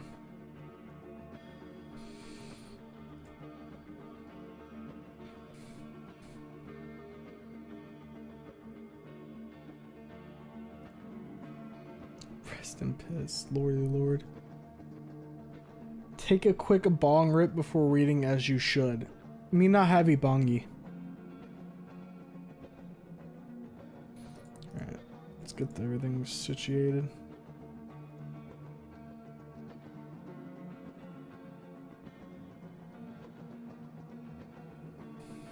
What's the name of this song? This is... I think it's artist and then name, right? So this should be Light Bowl by Mon Plaisir on the B soundtrack. Hit the bump. Moving to my new house today. Trig Trap House era has begun. Is it a good idea to try shrooms? If you got the right people with you, maybe. Why are you listening? Where are you listening to this? YouTube. Whenever we're doing Punch Drunk, I'll play the Wani soundtrack, and then whenever we're doing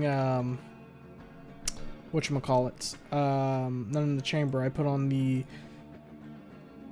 Ooh, had a little bit of a burpee there. I put on the Snoot soundtrack, and then I just set that shit on shuffle.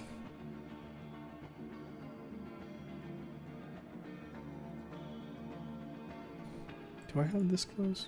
No. Oh, nope, we're good.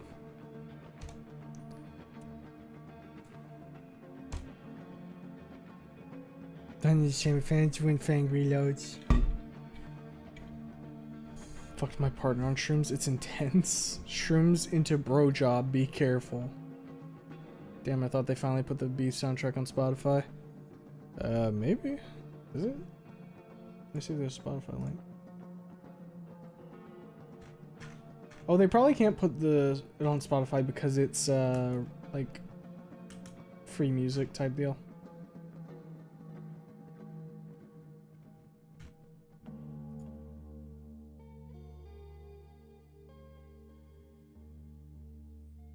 He took shrooms, gets his shrooms sucked. Alright. Is everybody ready? Jake, are you there? Are you ready for your fucking fic to be redded?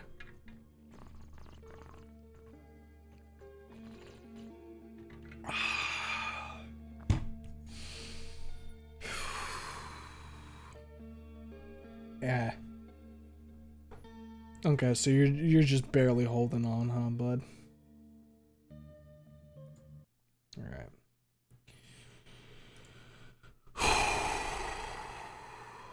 Like I said, we're gonna give this a solid crack tonight. Ugh. If it doesn't work, yeah, you guys got like an hour and a half of yap. I'll leave this up. You guys can. We'll try again later. Give us the bird. Wake yourself up more. I gotta fucking remember what the fuck I did for Dorian's voice. It's kind of just like a bit of a deeper, like, kind of voice. Okay. So, quick recap for those who don't remember. Last chapter, we got through the scene where the two lovers end up in the elevator after fucking with Mia. Except it was a little more bloody this time, and less glitter. So, now we're dealing with the aftermath of that. Dorian is in the nurse's office being tended to, because he lost a lot of blood, and yeah. Yeah. Okay. Here we go. Chapter 15. Monsoon Maledictions. Beep. Beep. Beep. The steady ping of a vitals monitor fills my ears. Blinding fluorescent lights shine off of the stark, sterile walls of the hospital's corridor.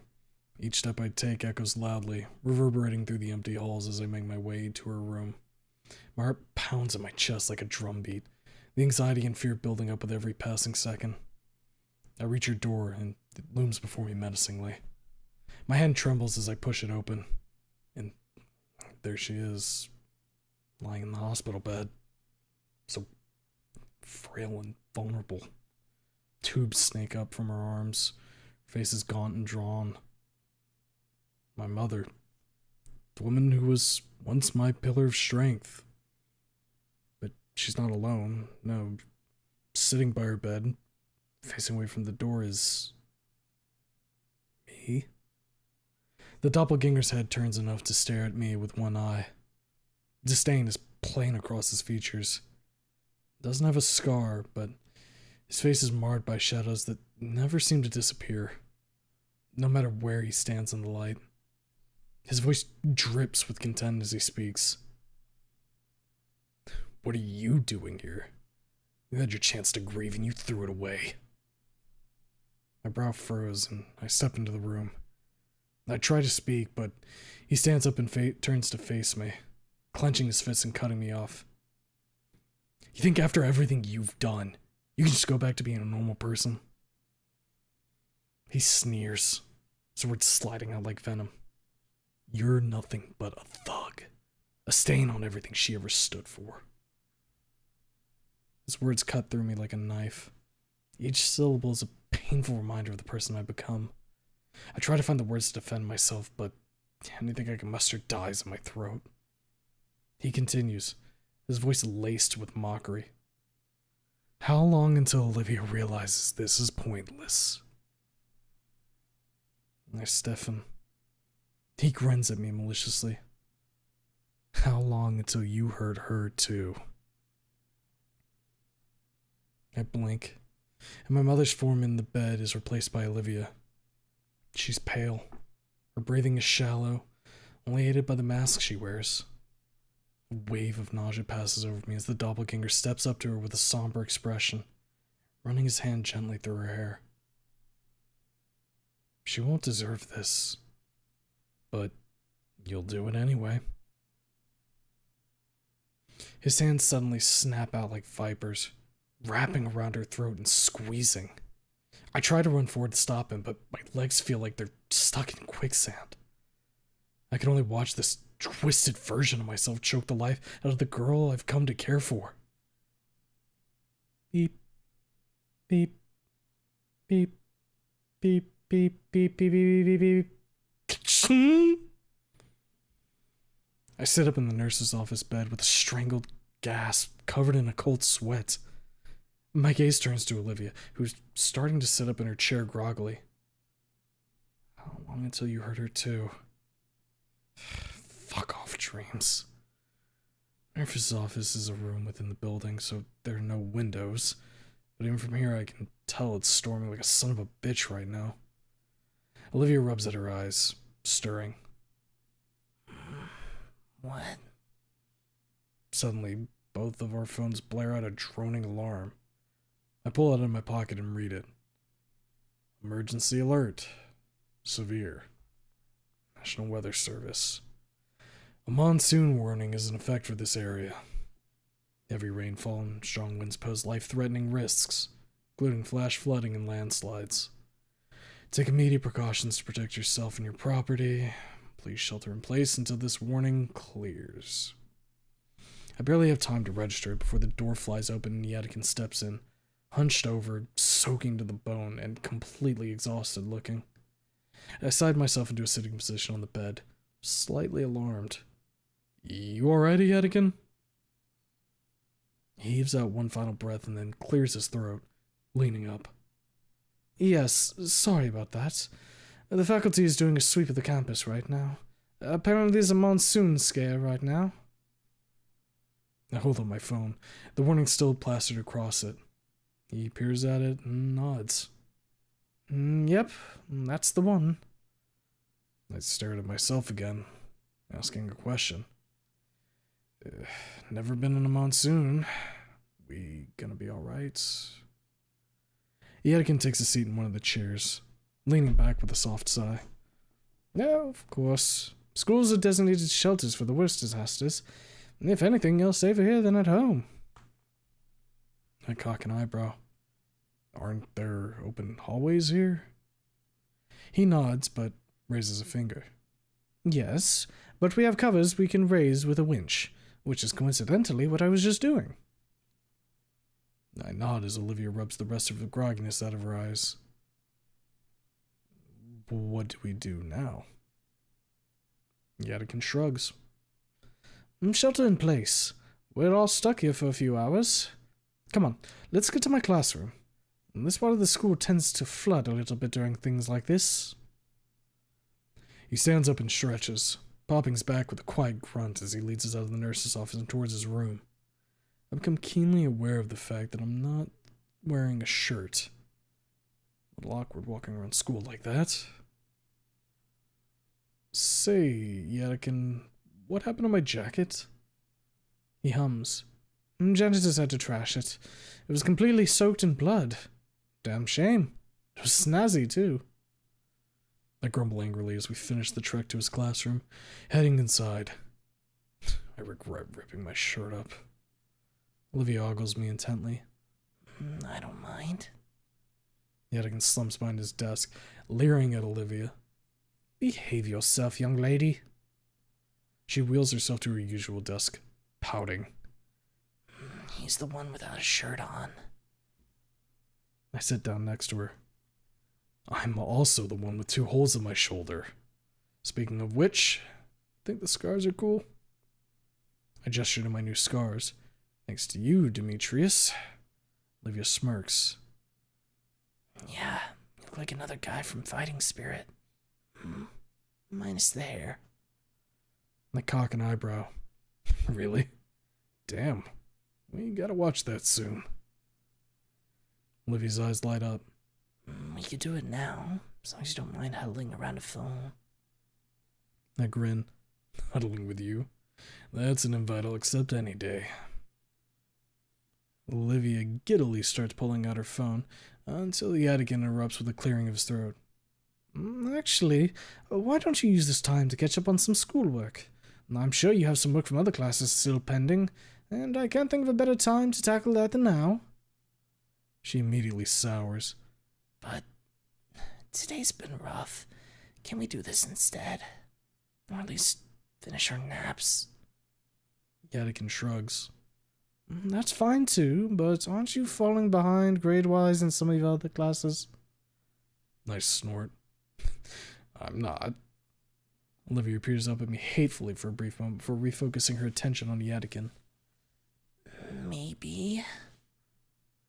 He crosses his arms and leans forward on his desk, peering at her with a raised eyebrow. They have another one of their stare-offs, and Olivia apparently loses again as she swings her head back and groans in defeat. Fine. I'll catch up on some of that work. I pat her shoulder, smirking. Don't worry. Your strong, intelligent, and wonderful boyfriend will help you.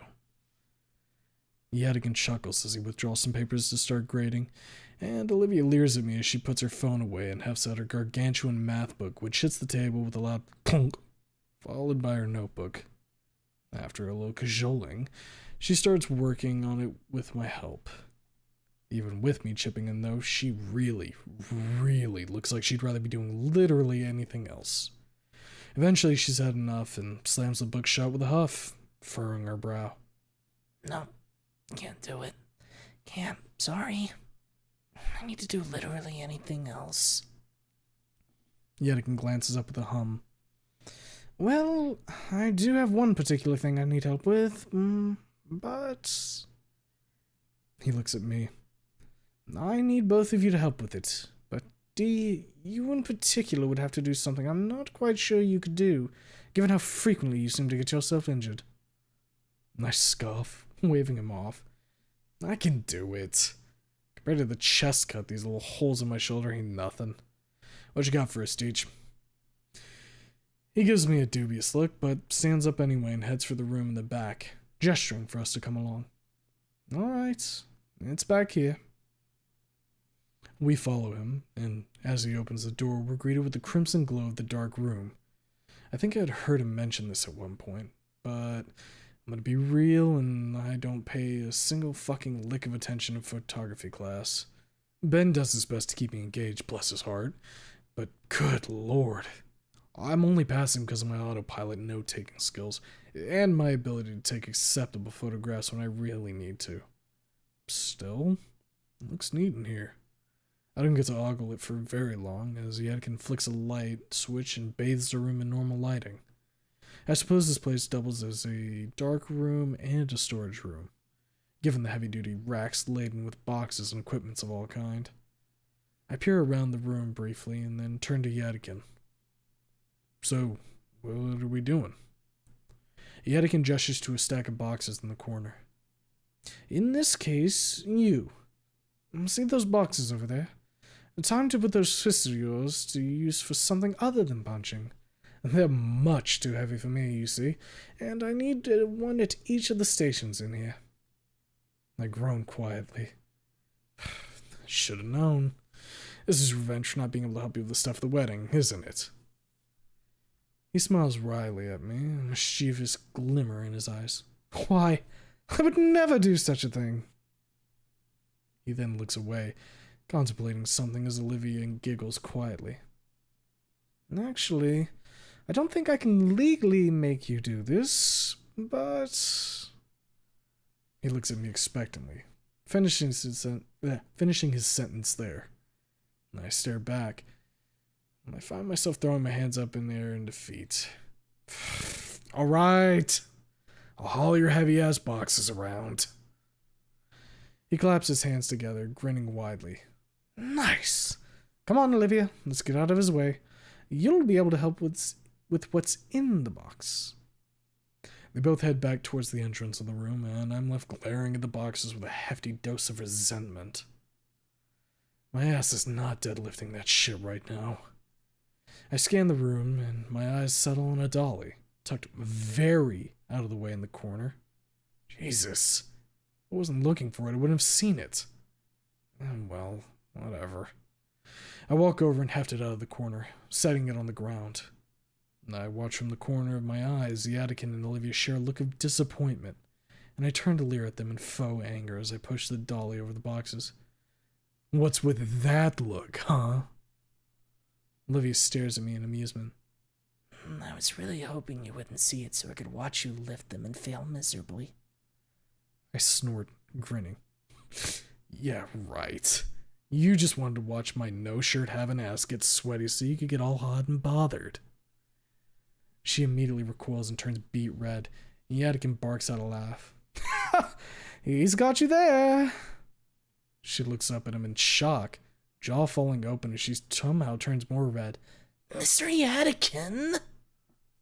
Now it's my turn to laugh. Olivia spins her chair and faces the wall, crossing her arms and pouting. With the dolly, getting these boxes to where they need to go is easy enough. Yadkin steps out of the room for a moment and comes back in with a small little toolbox right as I'm wheeling the last box into place. I set it into position and step back, admiring my work. All done, Chief. He nods, smiling happily. I can see that.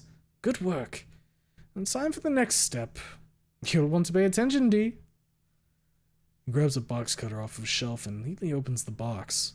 Setting everything else aside, he pulls out a large overhead lamp. I cock an eyebrow. A big-ass lamp? Yadkin gives me an exasperated side eye as he begins taking pieces out of the box and sorting them onto the station's table. D, we learned about these in class. You have been paying attention, right? Not just absentmindedly taking notes? I glance away. Yes? He narrows his eyes. To which question? I don't look at him. I plead the fifth. He shakes his head and as he pulls out the last piece. It's an enlarger, D. Do I have to assign you extra homework so I can make sure you understand what these are when we use them? I huff, finally looking at him. No, I take good notes. I'll just study them when that part of the syllabus rolls around. He gives an unconvinced hum as Olivia rolls over, no interest in the mass of parts on the table. If you say so. Either way, here you two go. Instruction booklets right there. Olivia cocks her brow. 2? He nods, smiling. Sure. I think you've ogled him long enough. Olivia turns red again, but doesn't deny it. He laughs, heading for the entrance. I call after him. Where are you going? I'll be right back. Just need to go fetch some things and get started without me. Olivia and I look at each other and shrug as he leaves the room. She takes the toolbox in her lap and opens it as I spread the instructions out and boggle at this fucking weird-ass device. I continue staring when a loud thunk next to me snaps me on my reverie as she roughly jams a piece into place. I wince. Even if I don't know exactly what the fuck this thing does, I still gotta use it. Hey, easy. Gotta use these things in class, you know? She pats my arm gently. It'll be okay. It's just a big stinky lamp. I hand her the next piece, furrowing my brow. I don't think that's all it is. She hums. What is it then? Fuck if I know. All I know is that it's important. She fits the next piece in much gentler this time, and then glances up at me. Why'd you even take photography if you're not interested in it? Huff. It was like one of, like, 2 electives that had an open slot, and I sure as fuck wasn't gonna go do fashion design. Olivia cackles quietly. Oh my god. You would be miserable in that class. I grunt. Probably. Photography isn't bad. Yadikin's the best teacher I've ever had, and Ben has enough passion to make up for my lack of it between us. Her expression sours ever so gently at the mention of Ben, but she otherwise hums quietly as I hand her another part. We work in silence for a little while, and at a certain point I look up at her. Hey. She glances at me as she wrenches the final part into place. I'm proud of you. She gives it one last wrench and then looks at me fully, eyebrow cocked. For? I smile at her. Just everything with Mia. All that shit. It was a little rough at first, but you got through it. She sets the wrench down in the toolbox, face lowering into a neutral expression. Only with your help. I reach over and place my hand on her shoulder. I wasn't much help bleeding out in the elevator. You did all that. All I did was put my key in and turn it, D. I shake my head. No. You made a decision. She looks confused but doesn't say anything, so I continue. I could tell how nervous you were to talk to Yadikin, even in that moment. But you pulled it together and made a call. I move over to her, leaning down. I didn't say a single thing. You just looked at me and did it. You trusted me. She looks up at me with watery eyes and returns my smile. It's like you said. We're a team. Something flutters in my heart as I look into her eyes. PDA rules be damned. I lean down and gently capture her lips into mine. I feel the telltale sensation of a tongue trying to bite its way in. Huh? Well, don't mind if I... Oh my god. I can't stop myself from wrenching back and coughing as Olivia jerks back with a horrified expression, the full length of her tongue lolling out limply. I hold onto my throat, eyes wide in shock as I look at her. Holy fuck, Olivia. That shit went, like, all the way down my throat. Her tongue quickly snaps back into her maw and she claps both hands over it, muttering through them. Oh my god, I'm sorry. I never kissed like that before. I didn't know what I was doing. I lean back and peer at her in amusement as she rapidly turns red. No, you told me back in my apartment, but, like, I'm seriously the first person you've ever kissed? She jerks her gaze away, nodding rapidly in embarrassment. Human or dino? She nods even more rapidly. A bark of laughter slips out of me, and she tears into me with an embarrassed glare / pout combo. I shake my head and smile at her a little mischievously. That's fine. We'll just have to practice.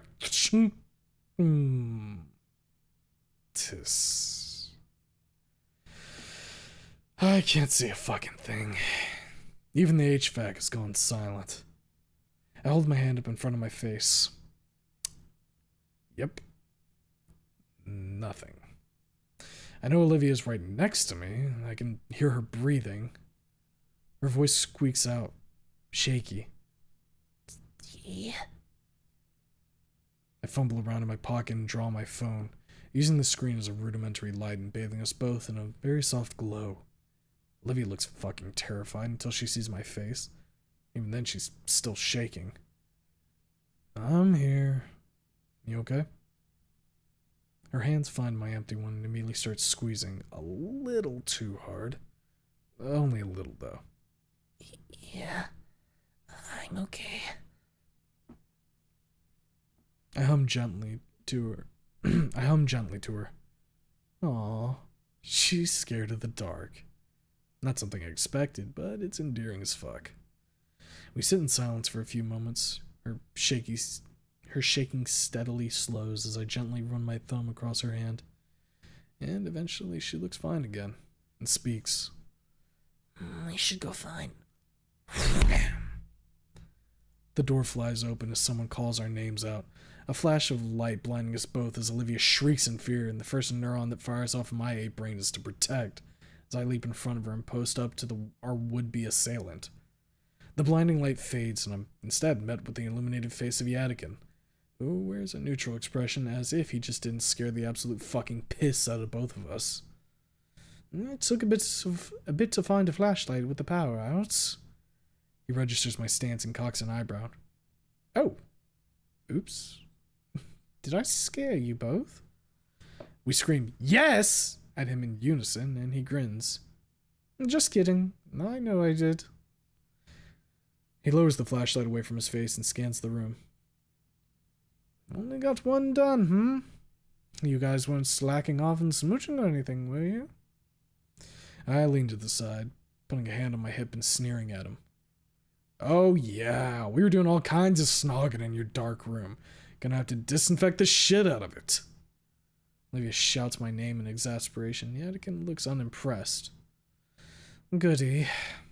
Anyway, power's out for the whole block, and apparently our backup generator's decades old and only keeps the AC on. He looks around the room and sneers briefly, turning back around and heading into the classroom. Well, someone should get fired for that. Come on, we can wait it out in the studio. We follow him back out, and it is distinctly less dark in here thanks to what little light can make it through the heavy clouds of the monsoon, which has actually seemingly gotten worse as time has gone on. Yadikin steps over his desk and starts digging through it. Olivia gazes out the window at the rain, humming quietly. Think it'll flood? I follow her gaze out as I sit at my desk. I don't know. With how it's coming down? Probably.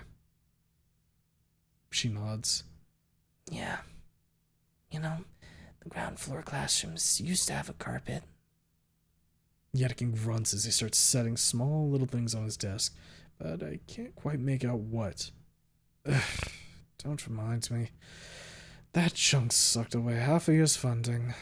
I'll never quite get over the watercolor debacle, I think. Olivia chuckles quietly. I remember that. Yadikin whips out what I can now clearly make out is a barbecue lighter. He flicks it on and reveals what he had retrieved from his desk as he lights them. Several tiny tea lights. They really don't do jack shit to brighten it up in here, but hey, nice ambience. Olivia cocks an eyebrow. Won't those trigger the fire alarms? Yadikin shakes his head. No, it'll be fine. They're too small for that. I perk up, suddenly keenly aware of my nicotine cravings.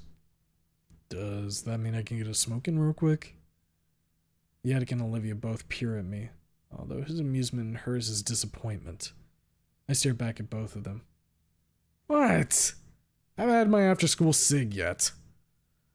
Olivia leers at me, but Yadikin waves his hand dismissively. Oh, who cares? We're the only ones here right now. Olivia looks at him in shock as I quietly hiss out a pleased yes and dig my pack and lighter out of my pockets. Mr. Yadikin? He leans back in his chair, resting his hands behind his head. I'm going to be stuck here for a while, and I'd rather not have Dee getting antsy. I nod solemnly as I light my cigarette and take a soft draw. Nick shakes her a bitch. Yedikin returns the solemn nod with one of his own. Olivia looks between us like we just slapped her in the face. Oh, both of you are insufferable. I laugh and then realize something. Shit. I don't have an ashtray. Yedikin reaches in his desk and pulls an ashtray out. God damn. Casually tosses it my way and I snatch it out of the air and set it on the desk. Yedikin gawks at Olivia gawks at Yadikin, who shrugs. I like one every now and then, too. I point my cigarette at him, grinning. You're a real one for that, Trent. He snorts. I let it go the first time, Dee. I shrug, taking a draw.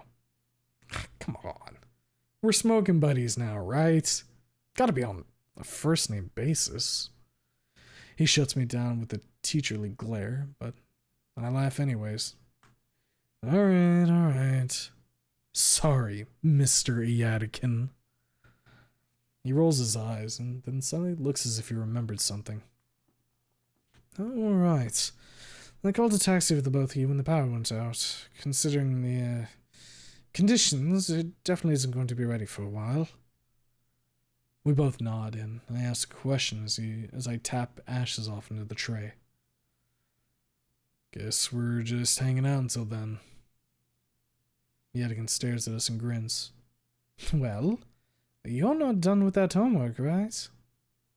Olivia looks perturbed, and I just look at him with a flat, I ain't doing all that face as I take another draw.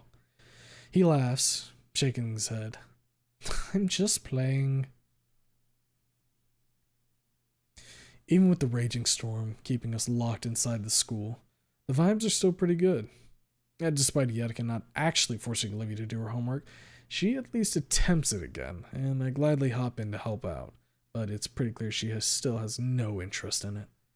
At a certain point, Yadikin elects to fill the silence in the air with crazy-ass stories of things that happened in the semesters before I had arrived here. You know, a few years back, somebody tried to take his hat right off his head. Let me tell you, I've never seen a shovel fly that fast. Deadass? He threw a fucking shovel at someone. Oh yes, he didn't hit them with it, mind you, but nobody ever tried it again. After that little nugget, Olivia eventually just gives up on schoolwork entirely and throws out her own little tidbit. You know, I still owe you for ruining your coat last year. Oh, I forgot about it. I've got dozens of them in the closet anyway. Don't remind me about my fucking jacket, please. I'm still lamenting it. Laughs her head at my poor expensive-ass jacket's expense, and we continue idly chattering until there's no more chatter to be had. And we sit in silence, with naught but the ambience of the storm to give us company. It's oddly soothing, honestly. Yadikin slumps downwards in his chair, huffing quietly.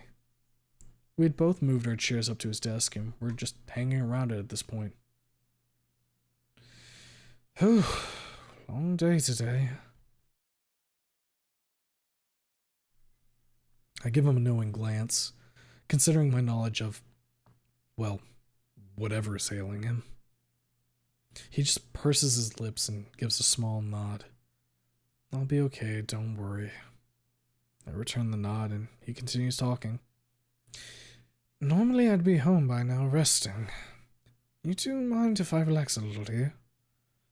Olivia and I glance at each other and shrug. She answers him. Why wouldn't we? He shrugs, but takes the question as a yes and stretches behind him, cracking its spine against the groove of the chair. Grunting in satisfaction quietly, he leans forward and rests his arms on his desk, peering at Olivia. Olivia, I've been meaning to say. She glances up at him with a, You used to be so quiet, reserved, isolated even. I'm glad to see you're being more open. She looks up, mildly confused. Huh? You think so? He smiles gently. You've been in my class all 4 years, and between then and now there's been a distinct improvement. Maybe I'm a bit old-fashioned, but it hurts me to see a student hurt themselves like that. When you're in the adult world, you see this all the time. Once someone's in a rut, they'll tend to stay there until their days blend together instead of lifting themselves up. Like they've got all the time in the world. And I wince, and hope neither of them notice. That hits way too fucking close to home for me. Yadigan scratches his chin contemplatively as he continues speaking his thoughts. So, I'm proud of you for making an effort, Olivia. She looks around awkwardly, her gaze happening to settle on me.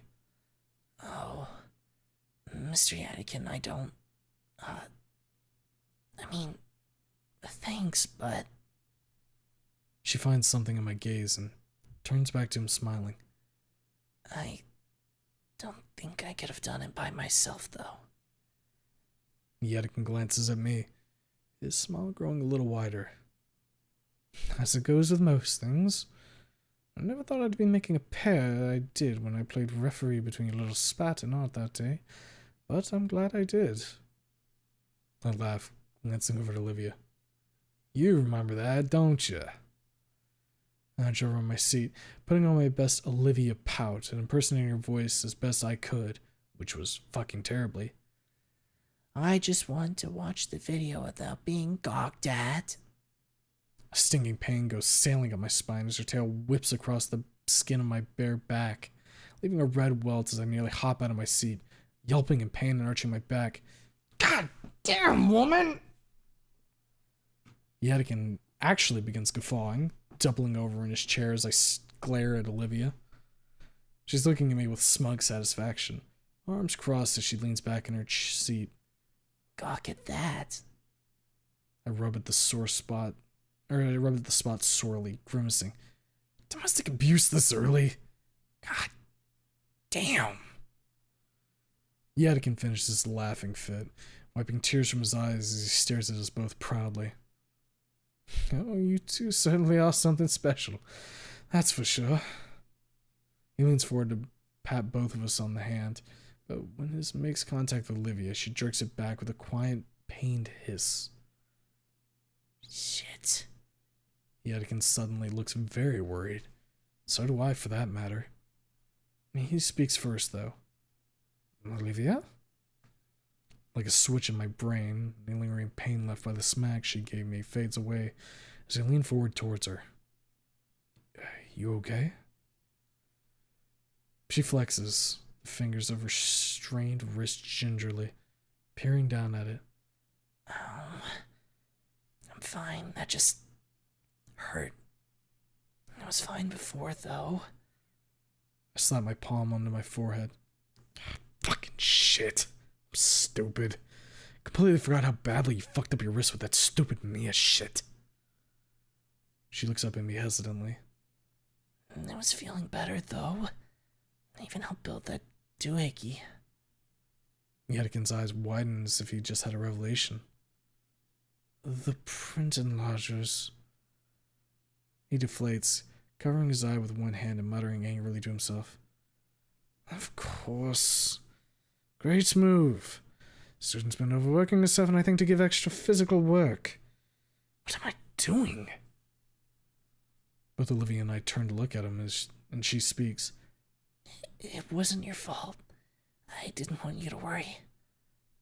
He shakes his head, leaning forward and gently holding Olivia's wrist, carefully inspecting it. I had no idea how bad it was.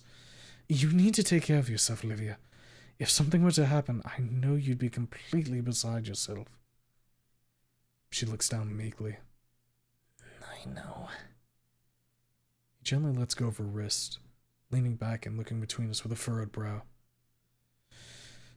I know you were doing extra work, but how did it even get this bad?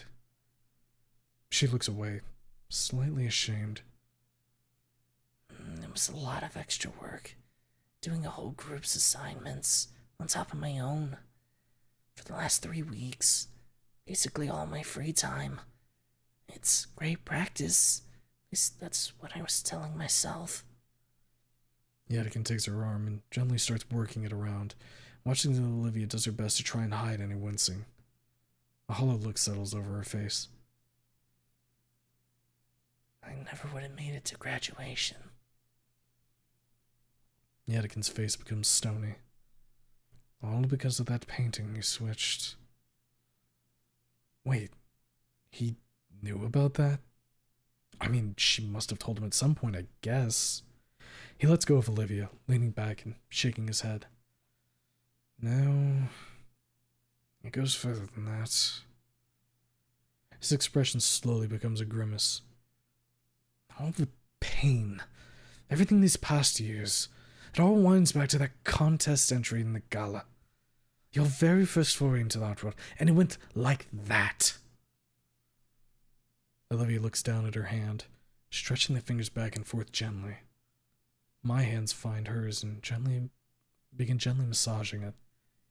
Yadikin brings his palm into his face and groans angrily into it. You and that painting. It's a genuinely good piece, Olivia. I've told you that many times. I look at her and nod. She knows how much I like that thing. It was all I could talk about when we met. She looks between us carefully, managing a small nod in return.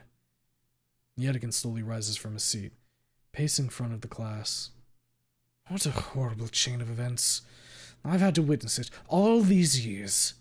Watched as it's taken your friends, your self-worth. His face slowly begins wrenching up in anger. Little smile you had when you first came into my class. His fist clenched, and he speaks through gritted teeth. And now it's ruining your health.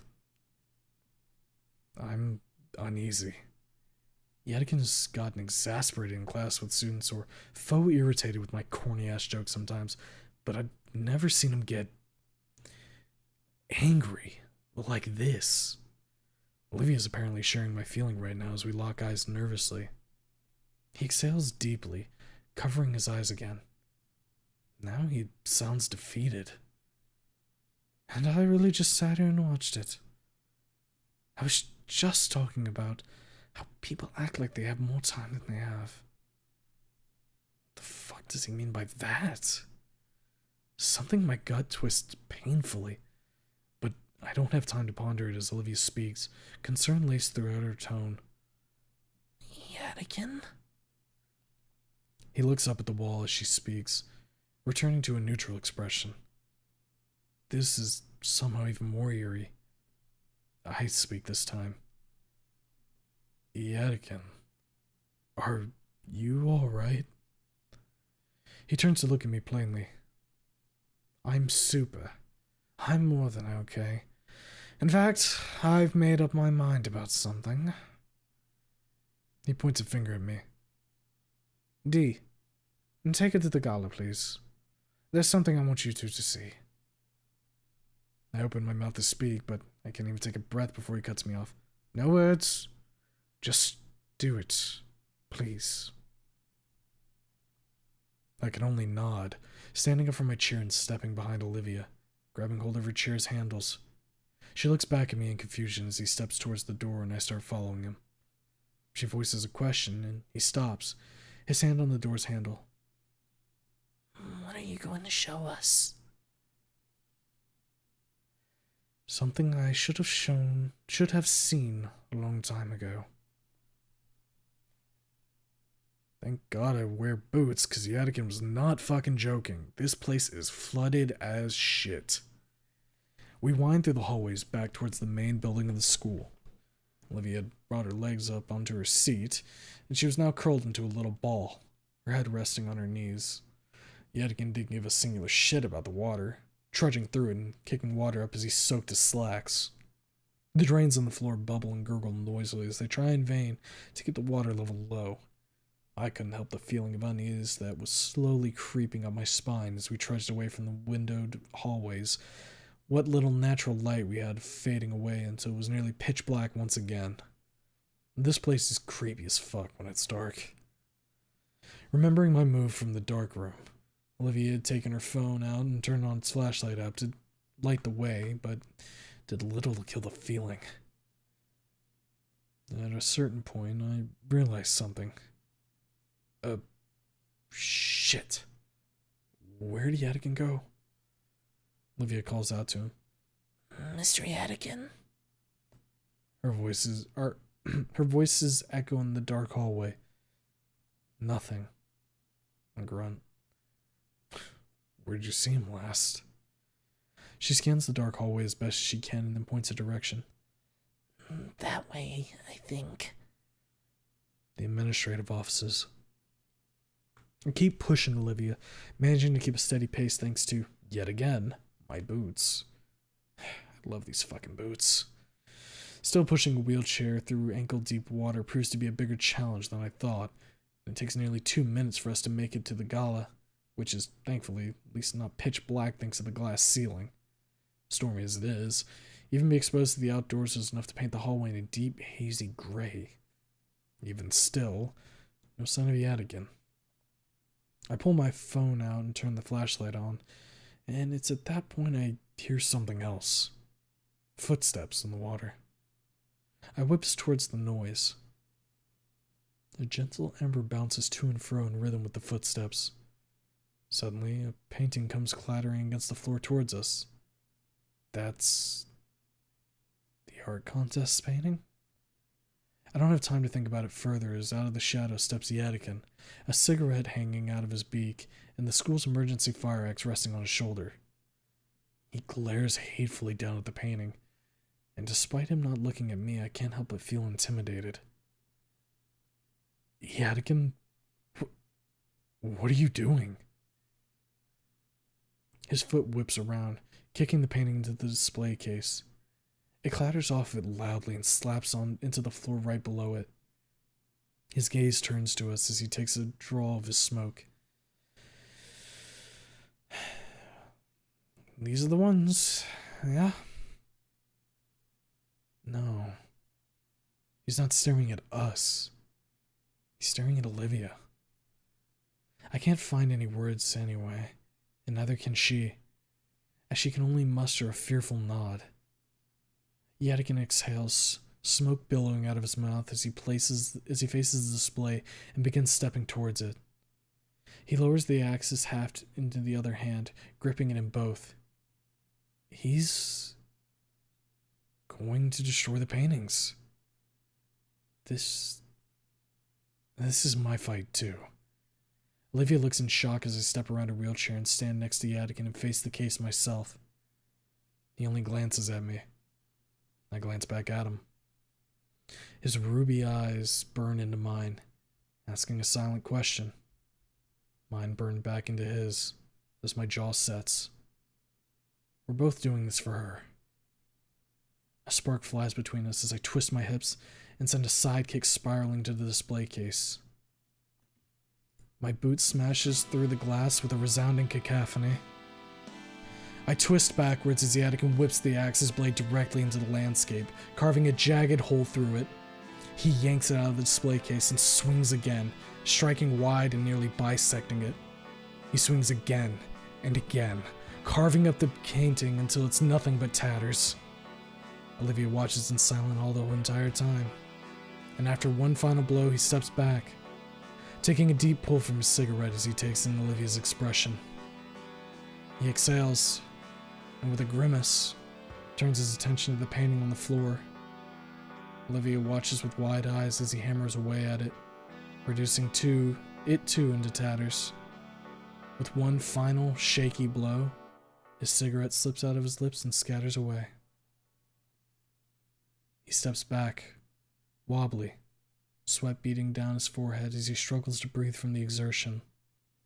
I jolt forward and capture his arm over my shoulder, lending my weight to him. He lets go of the axe and it goes clattering off to the side. God. He feels like nothing. He's so light. So frail. He leans into me, twisting his head towards Olivia as he wheezes out words. Olivia.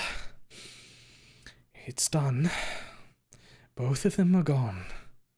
This should have been done long ago. She stares down at the paintings. Worry paints her face. Yeah, but... Yadikin, it's crazy. His breathing slowly steadies, but I'm not keen to let him go quite yet. He nods shakily. I know. I glance back at the case. Shame about all the other stuff. He hisses quietly, peering at me from the side. Who fucking cares? Those students graduated ages ago. You know how many of them still do art? None. If they're collateral so someone else can, fine by me. He slowly peels himself away from me, steady on his feet now. Olivia. She looks up at him. You don't have any other big paintings now, do you? She shakes her head, eyes wide. He gestures to the destroyed paintings, shrugging. What a shame. Now you don't have any. She stares back down at them, and her claws dig into her armrest slightly. I can make another. He smiles widely. Yes, that's what I wanted to hear. You make me so proud to hear that. She smiles warmly, her gaze coming up to meet his.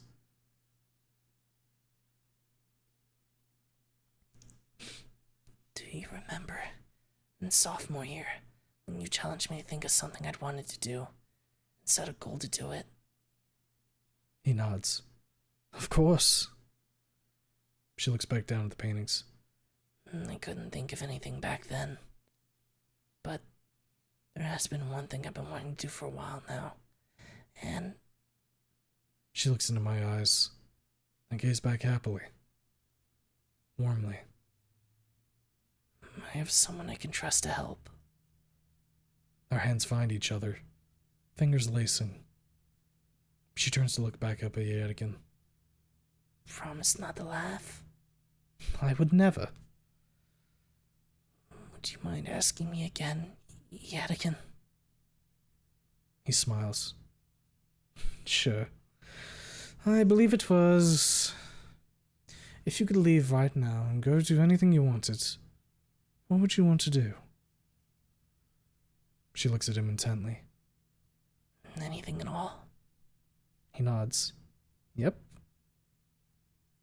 She looks into her lap. I want to go see a fountain and paint it for you. He raises his hands. Fucking... and jabs them towards the heavens. Brilliant. I look down at her, cocking an eyebrow. There's a fountain here? She looks up at me, shaking her head.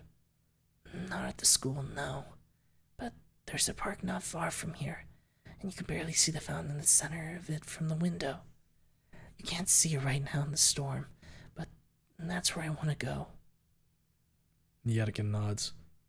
I think I know of it. The one in Stig Equestrian Park, yes? That's wonderful, Olivia. He staggers a bit again, and I jolt back out and get under his arm to support him. He grunts quietly, but there's a hint of amusement in his tone. Good thing the power's out. No cameras up or anything. I sigh. Good. Otherwise, I'd get fucking keel-hauled for this shit, too. He glances at me, a twinkle in his eye. Let me a chicken take the fall. To hell with her. My eyes widen as he says that, and I lean back and laugh. Olivia smiles as he looks at her. I'm looking forward to that painting. You better get it to me. She nods, determined. I will. He then turns to me and lightly bats a fist into my chest, a twinkle in his eye. And you better help. I grin at him. Nothing I'd rather do more, boss. He motions toward the school's entrance. I help him for a good bit of the way there, but eventually he finds his footing and steps back, leaving me with a thankful hand on the shoulder. I peer off into the rain, grimacing. Great. My bandages are going to get wet.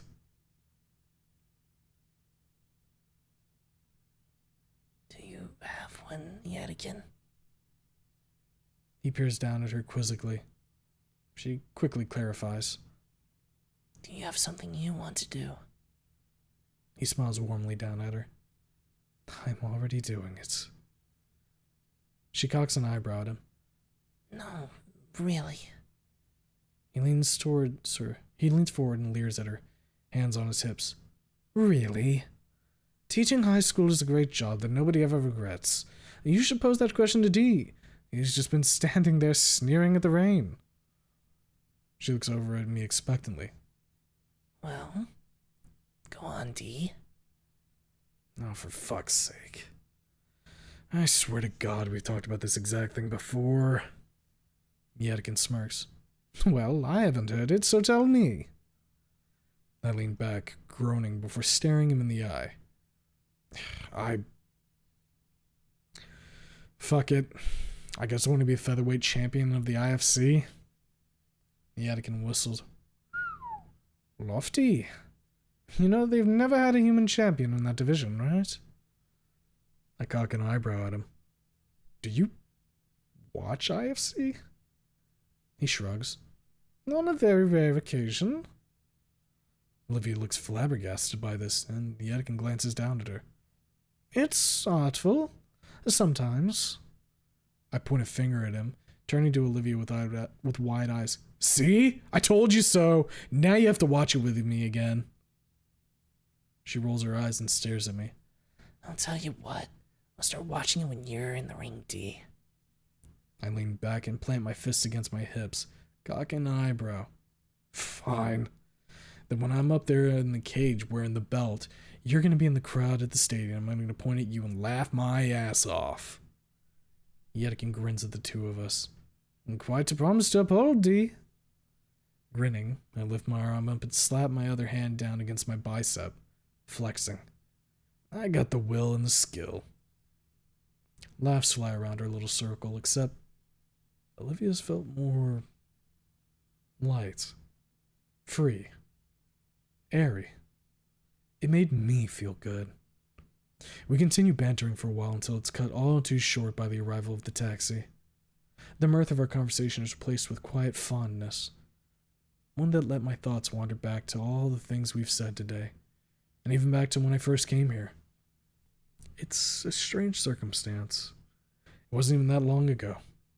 I was still angry, lost, and then I found my quirky little group of friends. Damien, Liz, and Olivia. I don't think I'd be where I am right now without her. It only made me love her more. Love? Do I love Olivia? I think I do. I love her. Holy shit. I love Olivia.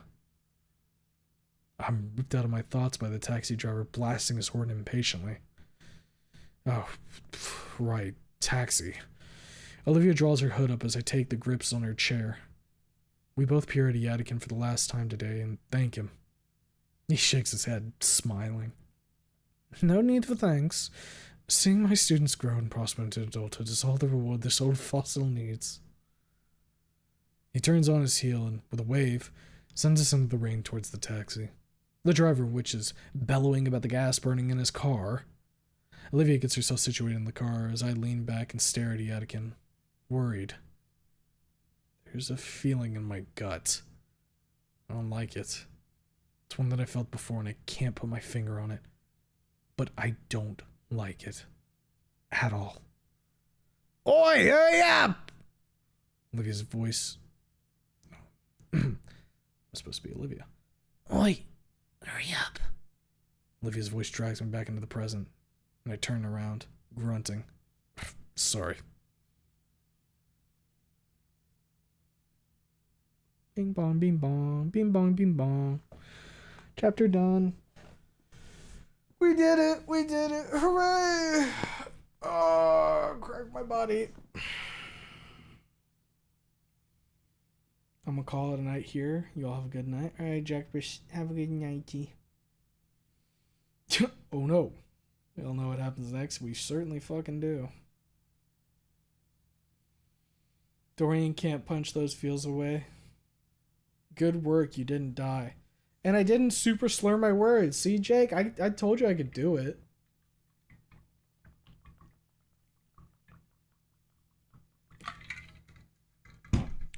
All I needed, Jake, was a little goddamn faith. Ugh. You sound more focused. Well, I think I hit my second wind. Feel up to ball. I could probably do another chapter.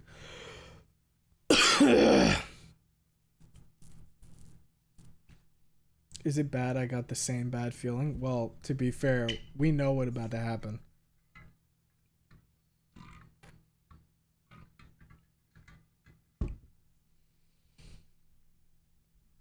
Humo is a push start streamer. You say the thing is, when I'm tired, I have to like fucking charge up, which is why we had an hour and a half of fucking yap today. So that way I could power up.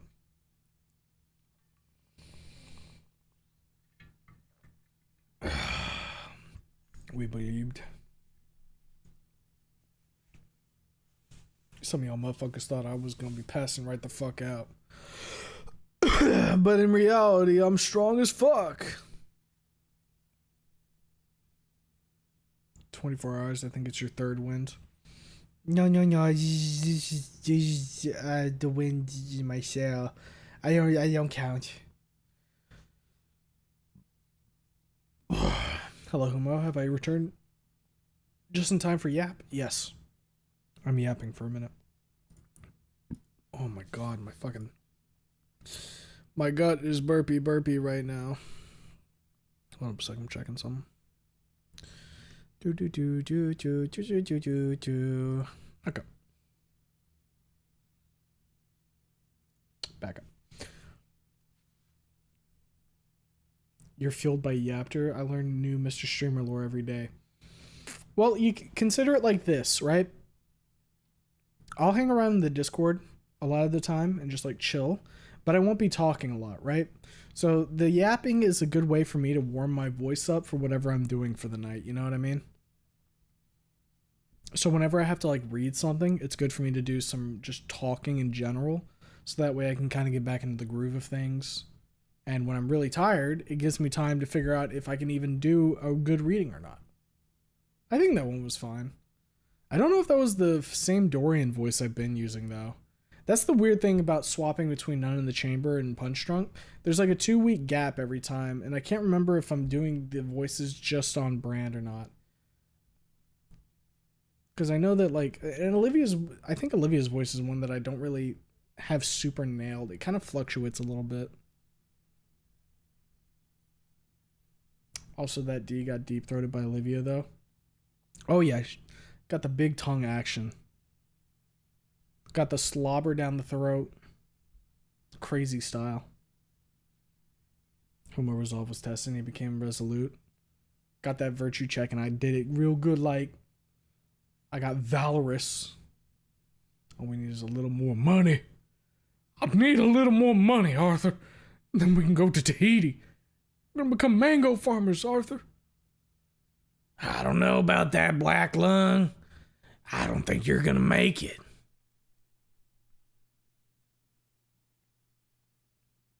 Sounded good to me. I think the Dorian voice was there. I think it was the best yet. Yippee. Wahoo even. I can't wait until we get to the part where Dorian is crushed by the death of Yadikin and has a crisis and starts like fucking burrowing in on himself.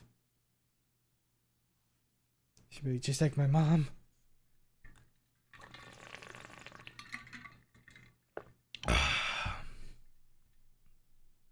Glad you keep Olivia's rasp because she's always had it. I think I always forget it sometimes. Yeah, I mean that was all, but the only reason I gave like the rasp was because like she was quiet and used the can't scene a lot early on in the game. And that's just kind of the voice I stuck with. The thing is, like, I put the rasp on, but I don't think I've got like the Olivia voice behind it, if that makes sense, pinned down just yet. Even though, you know, I've done multiple run-throughs of fucking Wani, and I've been reading Punch Drunk, and did Inko Noted, and did that other thing, and did that one thing, and yeah. Dog, you're Olivia's peak. I don't know about that one, Chief. I'm glad you guys appreciate it, but I feel like I could do better with it. But it is what it is. Beauty in the eye of the beholder and all that shit. Are you reading another or streamer sleep time? I think I could do another. You know what's the fucked up thing? Part of me thinks that now that I've hit the second wind, as soon as I'm done streaming, I'm not going to be like immediately ready to go to sleep, and I'm going to want to play Tarkov again. That's the fucked up thing. Like, genuinely, if I had not done the reading earlier, I could have went straight to fucking sleep. But now I've got a little bit of that blood pumping, I think.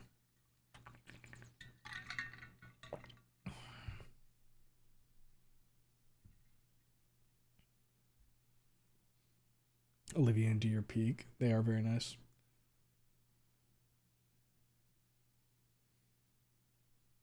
I mean, there aren't really other options besides the voice we imagine for her. Mm-hmm. Just wait until the fucking somebody decides to dub over all of Wani Hug That Gator. And then you'll have your canon Wani voice. No Tarkov. But Lassiter, I have to escape. I have to escape from Tarkov. Snoot Encore for Wani. You don't really need a Snoot Encore for Wani, because the thing about Snoot Encore is it's multiple parts, right? It's got the voice acting and then like all the updated sprite work and everything. I don't think it needs updated art, really. It's still recent enough that I don't think it would really necessarily need it. You could do it, of course. Nobody would really stop you. But I think like a dub project would be more enticing and easier to get out the door. Because that's part of the thing with Encore, is that they have so many different things going on. That's why it's taking so long for Encore to come out.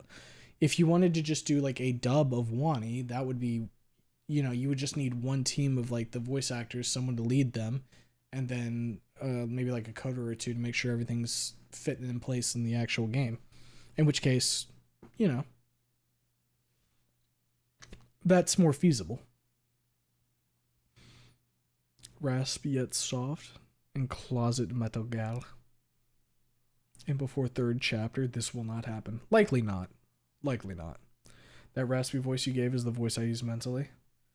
That's funny for me, because people actually are like out there and they're like, Mr. Streamer, when I think of this character, I think of your voice. And I'm like, oh shit. Left an impression. Let's go. I don't know if you'd been up for 40 hours. When I did, it nearly killed me. I think the longest I've ever been up is like sub 26 hours. Hell,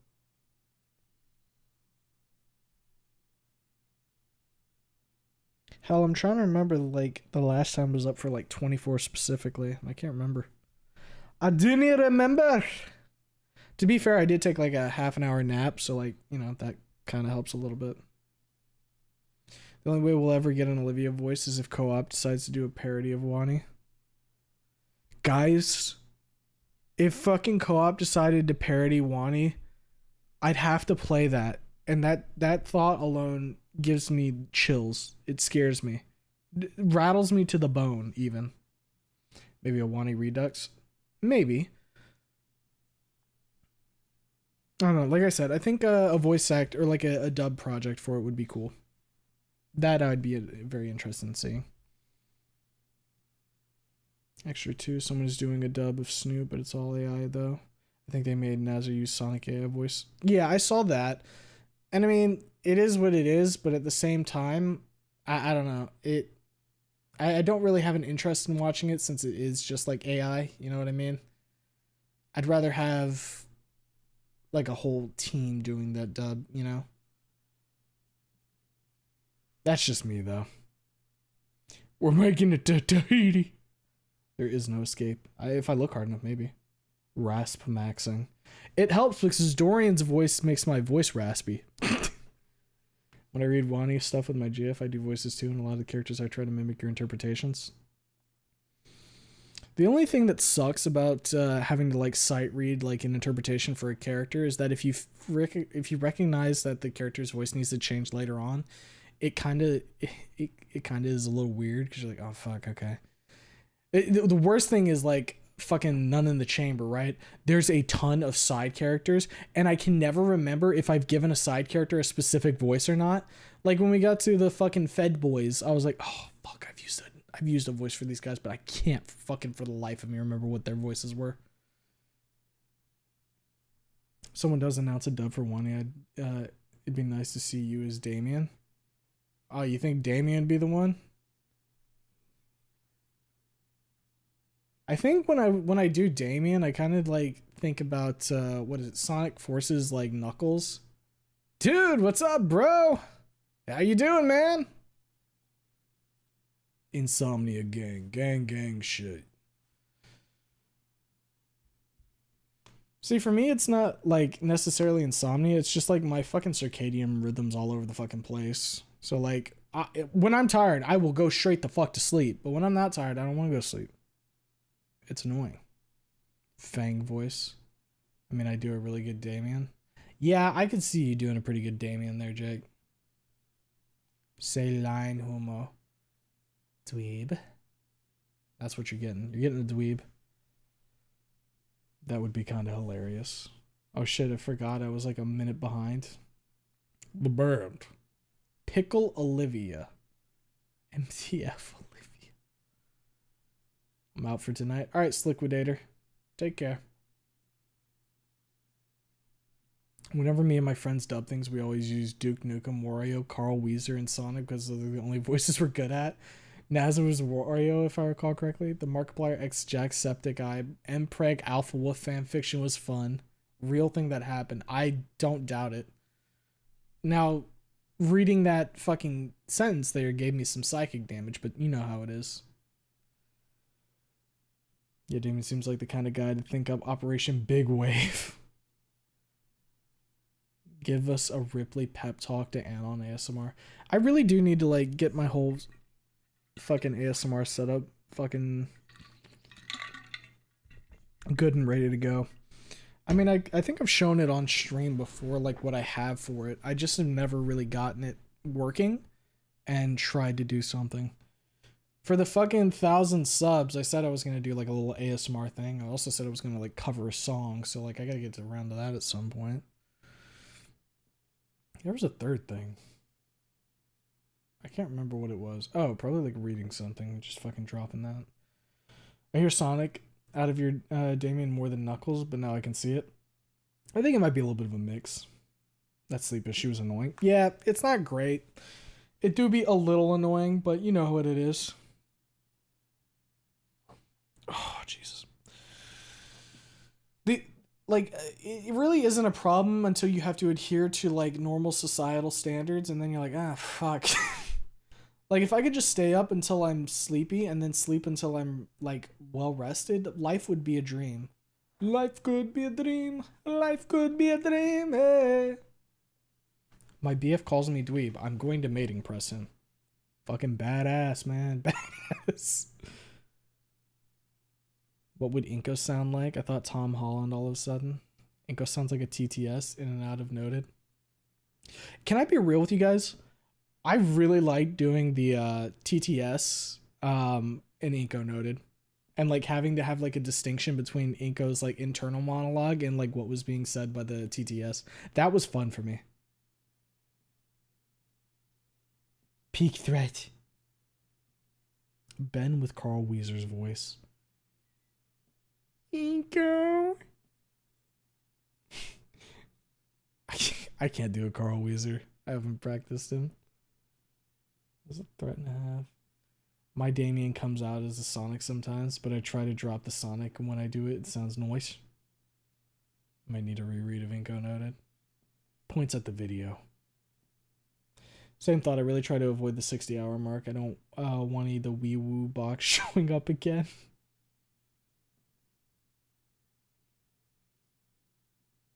Kobold was that third thing. What? Kobold. I like your TTS voice. Well, the TTS voice is just like a very like monotone thing. Like, hello, Olivia. How are you today? I'm quite fine, thank you very much. You know, when I was coming in here, I saw that there was a spider on the wall. Like, you just have to like, it's just one of those things where you have to like enunciate. Like my typical speech, I kind of like fucking run words a little quicker, and sometimes I kind of like fucking let things roll into one another. But when it comes to TTS, you just have to take a second and make sure that each word is very clear from one another.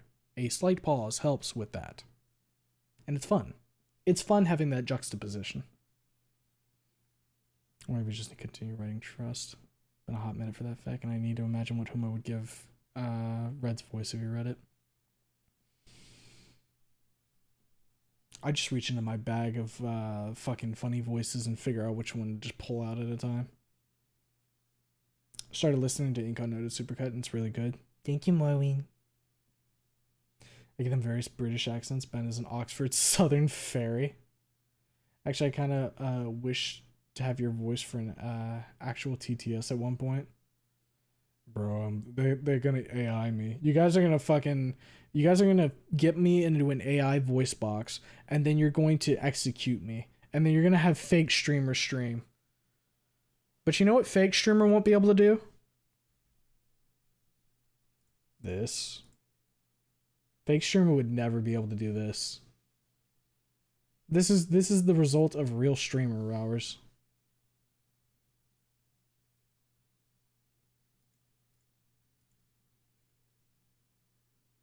Mia is from Birmingham. Kobold mentioned, now I'm thinking of Kobold character. Yeah, same. Actually, though. Time to eat Ayumo. Arlok expects Love is Colorblind eventually, and he will get that. I'm thinking I might actually do Love is Colorblind after we finish PDG and None in the Chamber. With how it's going currently, I'm thinking what's going to happen is we're going to hit the end of Punch Drunk Gator, and then we'll be focusing fully on doing None in the Chamber until we're all caught up or we're finished with it. And then in that case, we'll pivot into Love is Colorblind. We'll do that. Maybe we'll have another thing going in tandem with it. Not sure. No promise. But if I'm completely honest, I do want to get to Tori game. I trust Arlok at this point to write a good Inko story, and I want to see Inko in Snootgam. I'll miss my Gator wife, but it'll be interesting to see the interactions with Snoot wife.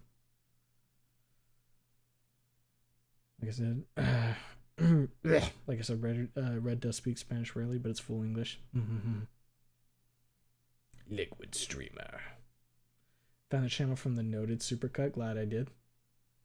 Yeah, the Supercut kind of popped the fuck off. That much is clear. If I go take a look at it.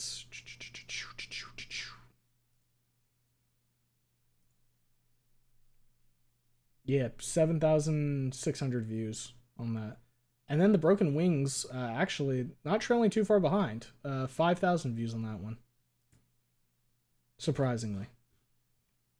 People like the readings. That much has been very apparent, right? Like, if I take a look at like how everything performs on the channel, it's no secret that the readings do the best, right? Like, I look at them, they have the most views, they'll have the most concurrent viewers. people do like the readings a lot. Now, if I was business oriented and I was smart, I would just do readings 24/7. But I'm not, because I like playing video games because I'm a fucking idiot. But then again, if I only did readings, we wouldn't have gotten like the gorilla stream, and the gorilla stream was epic.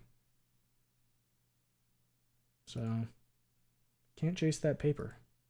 Can't chase that dingo dollar dough. Else you miss out on the cool shit. Slapping shit together out of existing assets is exactly what AI is best at. No, but it couldn't mimic my chaoticness. The chat experience.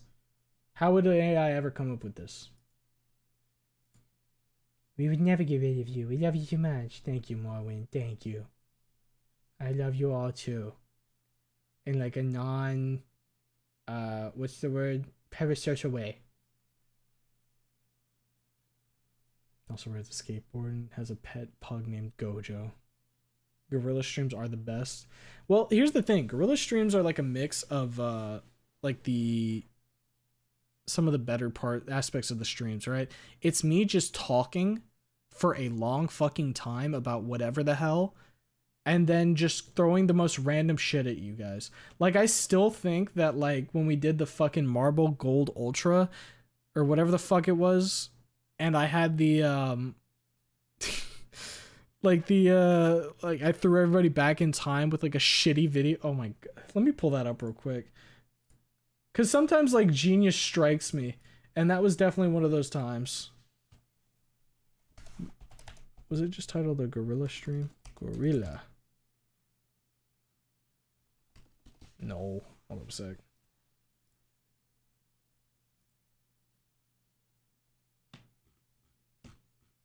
I think it's on page 3. Oh, no, it's right here. Rising from my crypt to do something.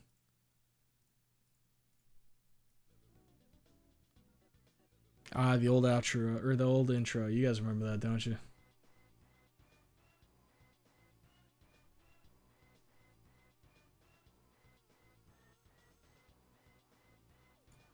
Oh, this is so good.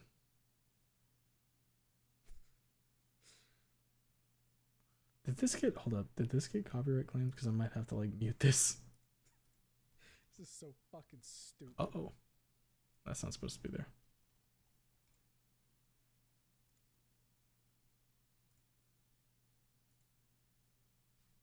It probably did get, like, claimed. Okay. Content. Live.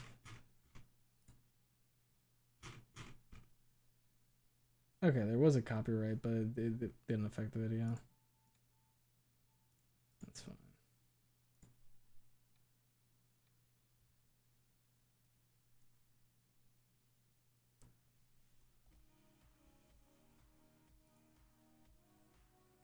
I think this was like a peak fucking bit.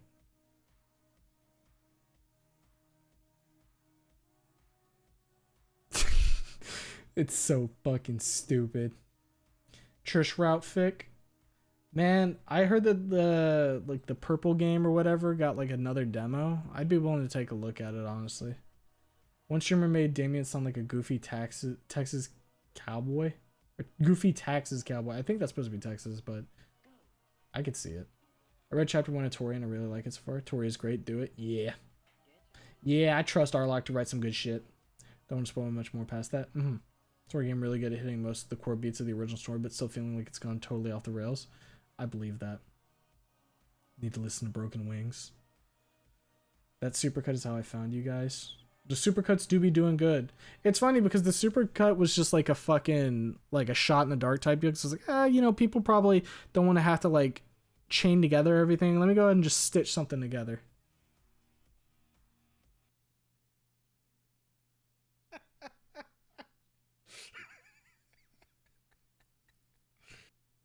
I love that bit. That bit was so fucking good.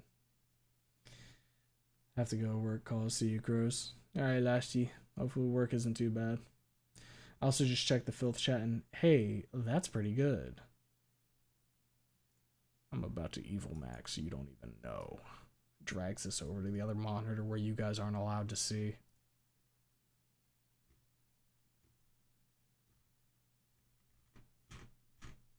just gonna scroll to the bottom. Well, that's like a lizard cock. Toilet paper transformation. Tomato transformation. Toilet transformation? Artie, what the fuck is this? Ugh. Ugh.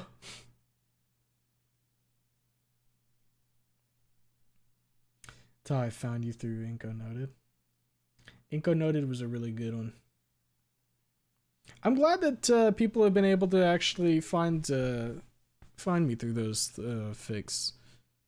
One, because it means that people are actually out there looking for those fics, which is good. Like I said before, I like to use my platform to boost other artists because I'm a fucking hack and it's better to... Oh, shit. Give attention to the people who deserve it. And two, means I get to read more. Means I get to do funny voices. Need Humo to make the chat, Jake. I want to like get chat. I want to get like an AI Jake that can read like donation messages because I think it would be the funniest fucking thing. Have like a $5 like have like a $5 thing, and then just give him like, I don't know, 15% for it. 15% of all donations go to Jakey. Becomes Parasite. The good old days. The old intro do be a bop. Yeah, the old intro do be a bop. I think I've mentioned it before. I want to do a whatchamacallit.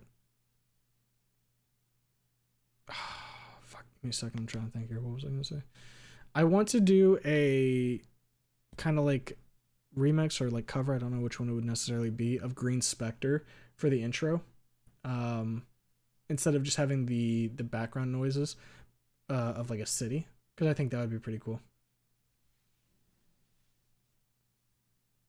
I know people, I think somebody said I should message Gato about that, and maybe I will, but I kind of want to take a look at it myself as well, because I think music stuff is pretty cool, especially since I want to do like covers of songs at some point. It might behoove me to maybe get a little bit of an idea how all that works. Days before I saw the channel. Remember that? One of the many peak stream. Doesn't hit the same without the Dreamscape in B3. Yeah. The lead who dropped the Urple demo left the project, but thankfully someone else picked it up soon after. I see. Toilet transformation. Wouldn't have gotten to Wani/Snoop fix if it weren't for you. Fuck yeah, blood. That's what I like to hear. Like, here's the thing when it comes to fan fiction. I know there's kind of a stigma around it, given other communities at times. So depending on like when your first time you interacted with fan fiction, you might have a negative opinion of it, or you just might think like, oh, it's not gonna be as good. But there is some motherfucking like good ass writers out there. Looking at Jake Parade. And it's a shame that people miss out on good stories because of a misconception. Not to say that that's what you were specifically in, but I know that there's others that have that kind of notion in their head. I'm not paralyzed, but I seem to be struck by you. I want to make you move because you're standing still. If your body matches what your eyes can do, you'll probably move right through me on my way to you. I don't know, I just got struck by, hit by a smooth criminal. AI Jake instantly loses control and tries to kill Lanny. Yeah, the first donation message is just says, "Hey Humo, hope you're having a good day." And the fucking AI Jake goes, "Hey Humo, let's kill Lanny." But that's not what they said, Jake. Just long form content pops off for my YouTube.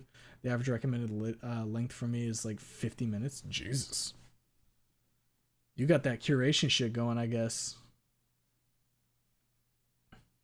Let's see, what does my recommended look like right now?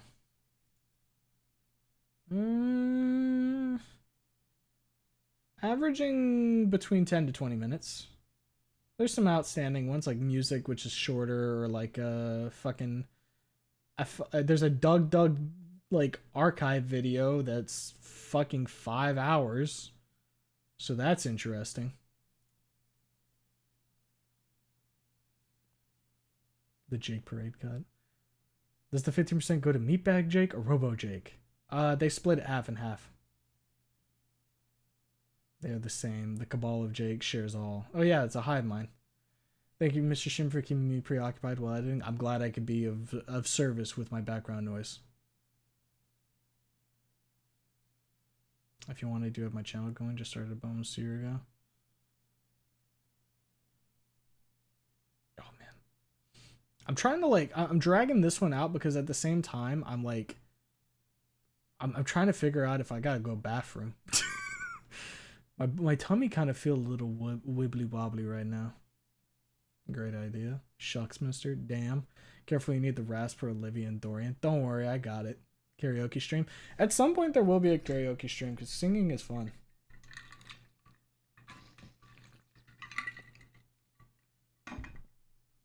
You hit that shit? Oh, gee, mister, thanks. It'll be hilarious if this gets you a copyright strike. Dude, if they somehow fucking copyright strike me for that, I'd kind of feel flattered. Watching this back without chat just looks like streamers schizophrenic. Yeah, that's what all fucking streamers look like. Nah, shit yourself live on stream, Mr. Creamer. Nah, because I don't want to sit here with fucking doo-doo undies trying to read. That'd suck. Very thankful Incognito was the first piece of fanfic I encountered rather than the horrors I hear about. Yeah, there's some schlock out there, that's for sure. But, you know, you just need, like most things in life, you just need to know where to look. Alright, I'm going to take a quick break and see if I can go to the bathroom. And then after that, I'll be back and we'll go ahead and roll into chapter 16.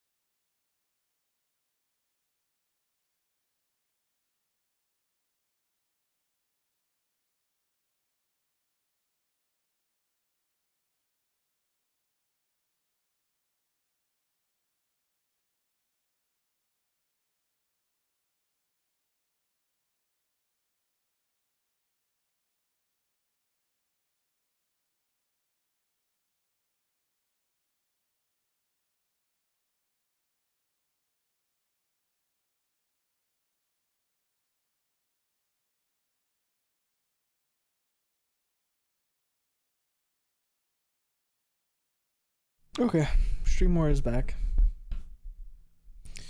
I read fanfic for schlock. Personally, it's quite fascinating. People come up with some shit, man. I find it very funny. Not this thought. This is good. Or not this, though. This is good. Yeah, yeah. For every 500, there's Punch Drunk Gator, none in the chamber, and more. Mm-hmm. For every Punch Drunk Gator, there's 5 Spanish language snoot fics that I can't read. Yeah, break with no music. Yeah, I kind of forgot you. Oopsies. That implies 500 is a bad fig. I'd even say it's better than none in the chamber. Of course you would, Artiv. Of fucking course you would. Like I chugged 3 monsters and pulling an all-nighter was not a good idea. Probably not.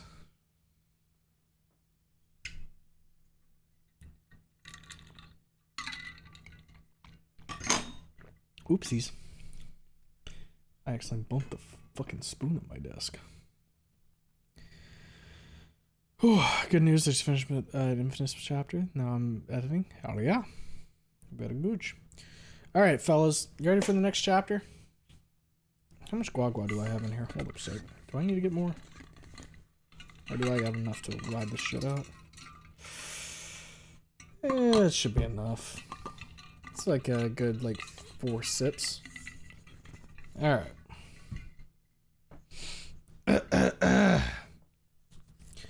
Alright, one more chapter for the night, fellas. Let's get this shit in, shall we?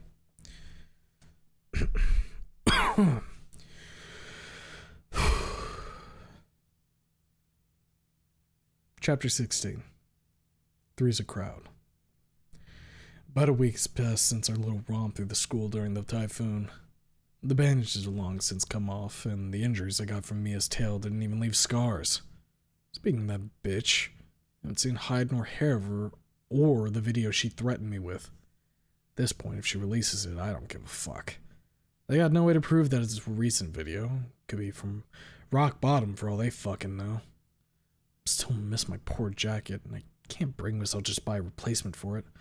So I've just taken to wearing my Vigilant Security Solutions jacket. It's no expensive bomber jacket, but it's a soft shell with lots of little pockets everywhere. Looks badass, and I don't mind repping the crew. Gonna work for them one day anyway, after all.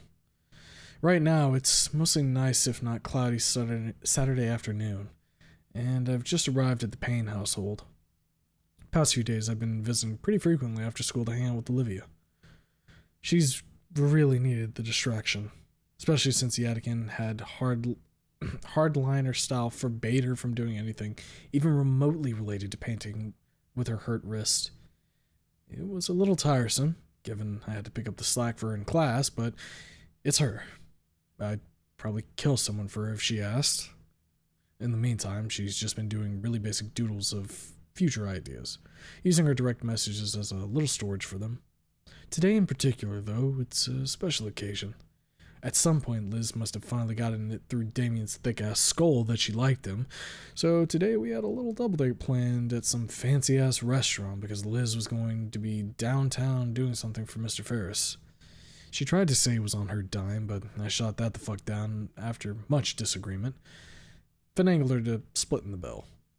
Olivia wasn't super thrilled about the idea, but after I reminded her that I would be paying for her food and that we hadn't actually gone on any real dates yet, she caved, but only after making me promise I would take her on an actual just between us date at some point.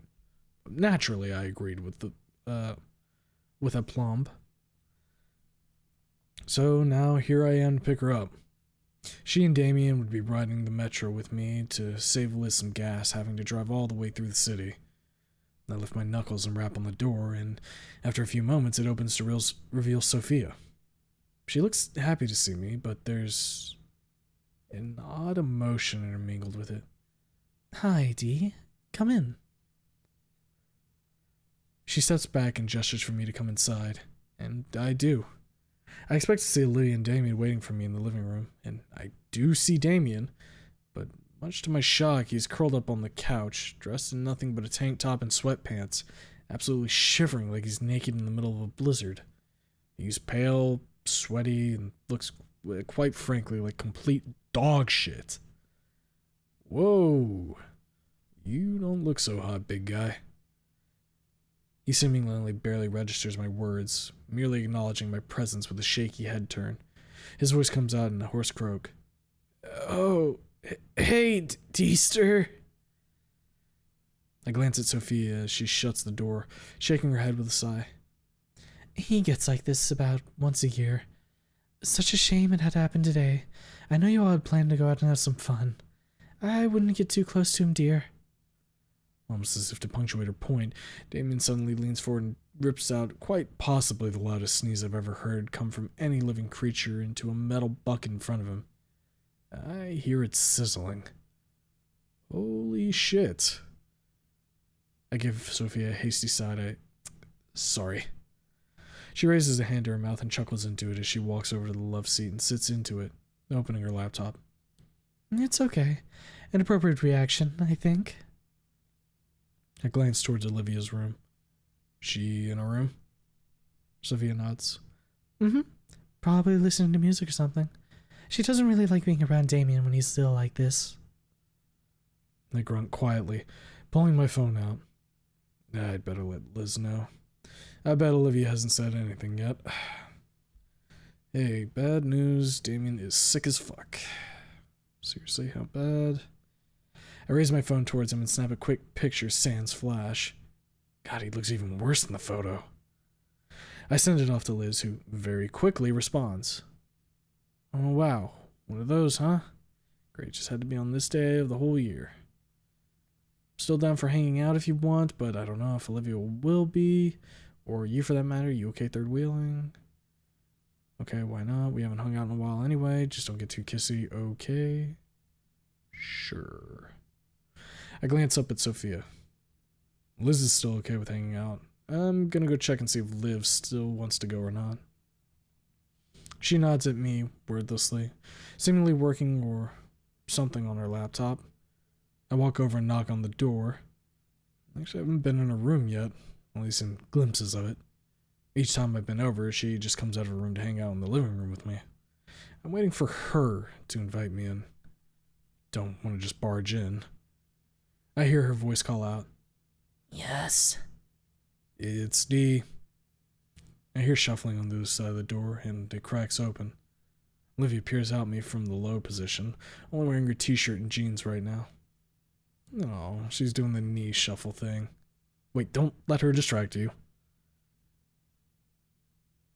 You didn't think it pertinent to tell me about the acid-sneezing state Damien was in before I got here?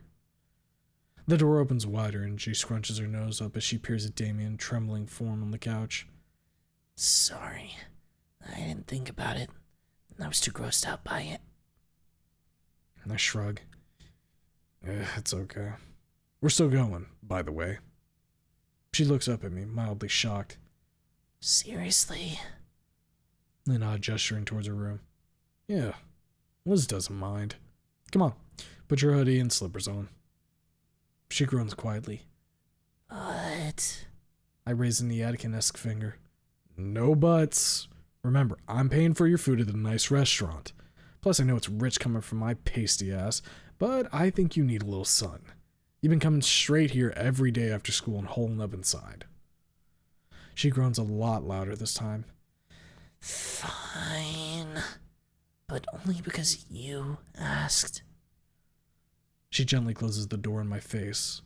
I step away a fair distance and browse my phone idly until Olivia exits her room, ready to go. She peers at Damien warily as he shivers on the couch, as if he's suddenly going to explode. I open the front door for Olivia, and she wheels her way out and turn to Sophia. Riding out. Sophia, see you later. She glances up, an appreciative glimmer in her eyes. All right. Have her back before midnight, please. I shoot her a two-fingered salute and smirk. Aye, aye, Captain.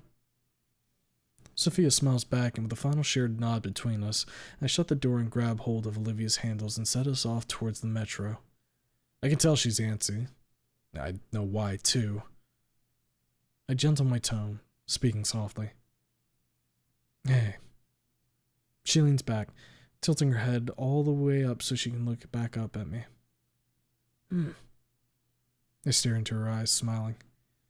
I know you want to start that painting really bad, And you've been doing good at holding out on stressing out your wrist.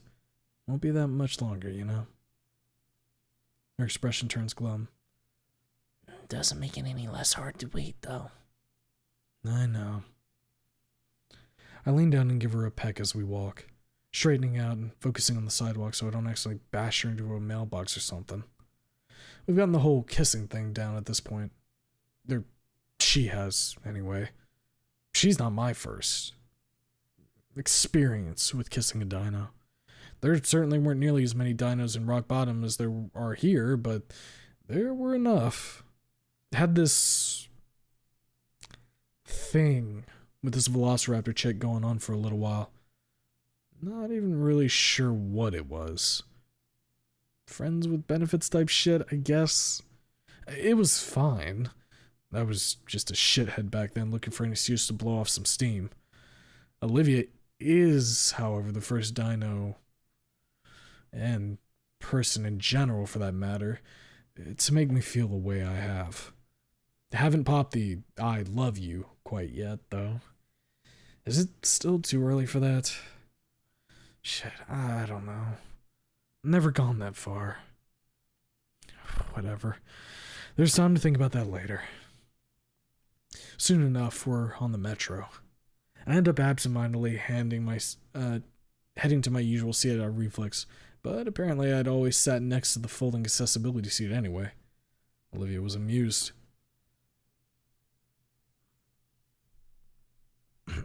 What? Did you start accounting for me before we even met? I smirked down at her. I don't know. Maybe it was fate, eh? She snorts playfully, her silver eyes gleaming as they peer into mine. To work. I glance up at the other riders in the car.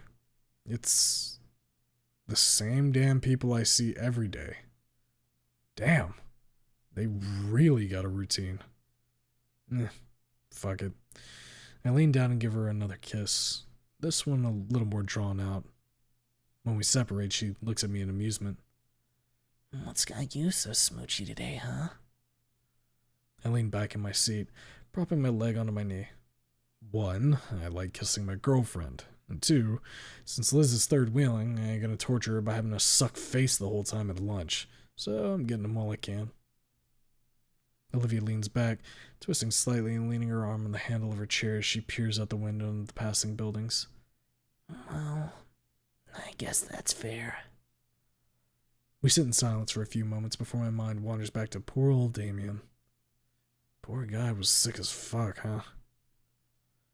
She looks back up at me, grimacing as she immediately understands who I'm referencing. That's the one reason we don't share a room. One moment he's fine, the next, he's inebriated. I cock an eyebrow. Do he and Vinny share a room or something? She nods gently. Yeah, their scales have natural acid resistance given what kind of dino they are, so it's a lot safer for them. Vinny's acid might not be strong enough right now, but he gets nasty sick sometimes too. I hum quietly, turning myself to look out the window. Fucking dinosaurs, man. Glad I've never had to fight a Dilof. Acid burns don't make good scars. Olivia's voice pulls me out of my thoughts, lowered to a slight mutter. This is the car you ride every day. I look down at her, nodding. Sure. I start gesturing subtly at the various occupants. That's business lady, that's folder guy, that's book guy, and that's skater gator. Say, how come she's got spikes on her tail and you don't? Olivia glances at said skater gator and then turns back to me. It's genetic. Some do, some don't. She wags her tail back and forth as demonstration. I smirk. Well, I like your tail better. Her eyes sparkle gently as she giggles quietly. I like yours too. I snort. You know, humans actually have a residual tailbone. She cocks an eyebrow. Seriously? I nod sagely. Yep. It's called the coccyx. She narrows her eyes at me. Coccyx? That sounds like the lead up to a joke I'm gonna have to hit you for. I laughed quietly. It's true. Here, look. After a little adventure through human bone structure thanks to the wise Dr. Grugel, the metro finally arrives at our stop. Much to my chagrin, Olivia shoos my hands away as I try to wheel her out myself. We head out into the chilled air of the city, and I look down at Olivia with slight concern. My cold front is smashing through like nobody's business, but she seems okay for now. I start scanning the area for Liz when I get a buzz on my phone. Hey, I dipped into a little cafe by your metro stop to get out of the cold. Just let me know when you're here. Don't get too comfy, we're here. She doesn't bother texting back, and I watch as her head threads its way out of the nearby coffee shop, followed by the mothership. She just about jogs to us, waving happily with a big old grin on that face of hers. Hi, guys. I'm glad you can make it. Olivia can only muster a nod, but I give her a nod and a smirk as she stops in front of us. Hey, Liz. Yeah, sorry about Damien. She shakes her head, still smiling. It's okay. I was a little bummed out about it, but we can still have a good time. Lunch with friends is lunch with friends, right? I know it sagely, and Olivia does manage a small little smile at that. This joy is infectious, that's for sure. That it is. Alright, where is this place at? You seem really excited about it. Liz clasps her hands together. Yeah, you guys are gonna love it too. Liz starts leading us through the streets, and eventually it's pretty hard to miss our intended destination. Building is a polite way to put it. It's more like a big-ass pole with the UFO at the top of it. Liz starts to explain how the thing at the top is where the restaurant is, and how it spins, but I become keenly aware of Olivia starting to lag behind. Wrist. I stop in front of her with a stern expression, letting Liz know with a hold up. Okay, you've had your exercise today. I'm taking over chair duty. She leers up at me and goes to rebuke my words, but my expression gentles and I kneel down in front of her. Hey, I get it, but I ain't just gonna let you hurt yourself. Just because you can doesn't mean you should. What's our motto, Silverlight? She takes her wrist into her other hand and gently starts massaging it, looking towards her lap with a quiet sigh. We're a team. I tilt her head up towards me, smiling widely and staring into her eyes. Damn right we are. Bam. Another kiss. I'm killing it today. Best boyfriend in the world. Olivia smiles at me as I pull away and step behind her chair, resuming my escort duties. I figured Liz would be unimpressed by my act of smooching considering what she requested, but she looks like she's just seen a room full of puppies or something. She coos quietly as the whole scene finishes, clasping her hands together. That was really cute, you guys. And now Olivia's red and embarrassed. I grin as I start pushing her onward, and Liz continues regaling me about the spinning disc eatery. We go up to a fucking ridiculously long elevator, like 30 floors or something. The restaurant itself doesn't look extraordinarily fancy, but the design is neat. It's basically a bunch of rings, with the outer ring taken up by the restaurant seating itself, many of which are tucked neatly against the windows. The inner ring is one giant bar, and I gaze hungrily at the liquor stored behind it. I wonder if I can get away with my trick here. Yeah, not in front of Liz and Olivia. I'd definitely be impressed. Central ring is taken up by the kitchen, and judging from the glorious smells wafting from it, they know what the fuck they're doing in there. Liz verifies her reservation at the front desk, and we get led to one of the tables by the window. One of the chairs at the window side of the table is set aside to make room for Olivia's, and as she wheels herself into it, she freezes, staring down and out of the window. Her eyes are as wide as saucers, and she gently tugs on my sleeve. Can we switch seats? I couldn't help but chuckle quietly. Scared of the dark, scared of heights. My poor baby. Of course. The exchange happens promptly, and I lean over and look down the window towards the landscape below. I have no such feelings towards heights. Liz speaks up. Quite a view, huh? I could see why it'd make you squeamish, Olivia. Heights are also scare the living daylights out of me. Both of us peer at her silently, and she cocks an eyebrow. What? I lean forward on the table towards her. You're scared of heights? Yes? Isn't everyone? I shake my head. No, I got no compunctions about heights. Olivia snorts. That doesn't make any goddamn sense, Liz. Your head hangs 3 stories above your shoulder and heights scare you. Liz rolls her eyes. Phobias are irrational fears, Olivia. Of course it doesn't make sense. Olivia shrugs.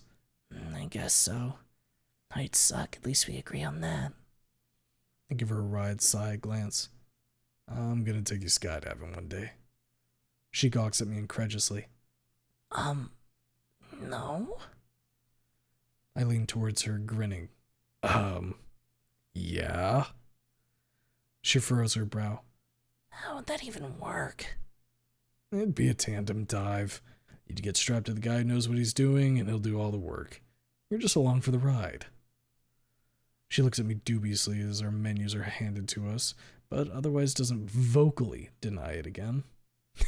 Gotcha now. As we all scan the menu, Liz makes idle chatter. So, what do you guys think? I grunt. New place. I don't usually step inside of fancy places like this. Seems a little touristy to me, though. Liz hums quietly, nodding. A little, yeah. But my family usually comes here once a year. Uncle Ferris has to remember to bring along a letter from the owner saying he's fine to be let in. That he won't bring down the whole tower. Olivia and I snort in unison, and I catch her looking very intently at something on the menu out of the corner of my eye. I very quickly find out what when she looks up at both of us, brow furrowed. What the hell is bisque? I cock an eyebrow at her. Seriously, you ain't ever heard of a lobster bisque? She looks at me like I'm retarded. Fair enough. If I had, I wouldn't have asked, dork. That draws another snort out of me. Fair enough. It's fancy soup. She narrows her eyes at the menu as if I just insulted her. That's stupid. Bisque is a stupid word. Just call it lobster soup. My eyes pass over a few pasta dishes as I respond. It's French, Olivia. She groans quietly. Of course it is. I continue scanning the menu. There's a bunch of weird novelty shit, but I don't know if I really want any of that. Olivia seems very, very intent on the whole cow's leg. If I can get any finger food, I know for a fact she's gonna steal shit off my plate. I'm hungry as fuck, can't be having that. Then again, she does cook for me in a shitload. Fuck it. Hold up, they got chicken fried steak in this bitch? Holy shit, fuck yes, gravy me the fuck up. Chicken fried steak for me, I say simply. Olivia peers at me strangely. You sure? I peer back at her. Fuck yeah, I am. With fries. Extra fries. I smirk as I watch her eyes twinkle a little bit. She knows exactly who those extra fries are for. I'm taking preemptive measures. I glance up at Liz. When are you gonna get, Liz? She seems to have already made up her mind, judging from the fact that she's just idly sitting there staring out the window. At least until I talk to her anyway. She returns the glance. Oh, they serve all-day breakfast here, so I'm just getting pancake platter. I nod sagely. Not bad. Liz turns to face us fully. You all done deciding? I glance at Olivia. She glances at me, and we both nod. Liz signals a waitress, and soon enough our orders are sent out. Now we're all looking out the window, silent. Still silent. Oh, right, conversation. You have that at lunch. I glance up at Liz. So, Liz, how's your treasury stuff working out? She looks at me, a wide smile adorning her face. Great, actually. I actually got an acceptance letter to Marshall and you the other day. My brow goes up, and Olivia smiles. I smirk at her as I shoot a thumbs up her way. Hey, congratulations. All that work's paying off, huh? She nods, grinning. Sure is. Everything couldn't be working out better. Once we graduate, smooth coasting for me. That actually makes me happy to hear. Liz is a great gal. Damien found a good one. My smile is genuine as I nod at her. Oh yeah. Go get him, Tiger. She cocks her head at me. What about you, D? Figured something out yet? I lean back in my chair, shrugging. Yeah, I think so. You remember that wedding security gig I went to? She nods, eyebrow cocked. The, manager, whatever the security guys there, was impressed with me. Offered me a spot as soon as I graduated. Gonna take that, I think. She looks pleased at that. That's fantastic, D. I wonder where that jacket came from. Vigilant Security Solutions, huh? I nod, smirking. I shoot a glance at Olivia and realize she looks a little morose. Fuck, smooth going, Dorian. Talking about a future with a buddy while your girlfriend who hasn't figured it out yet is right next to you. I internally slap myself in the face. Right. I know. I reach over and wrap my arm around her shoulder, bringing her close. She looks at me curiously as I peer back up at Liz. Olivia here's got one hell of a painting lined up. I glance at her, grinning. Right? She smiles, looking up at Liz. Yeah. Liz looks curious.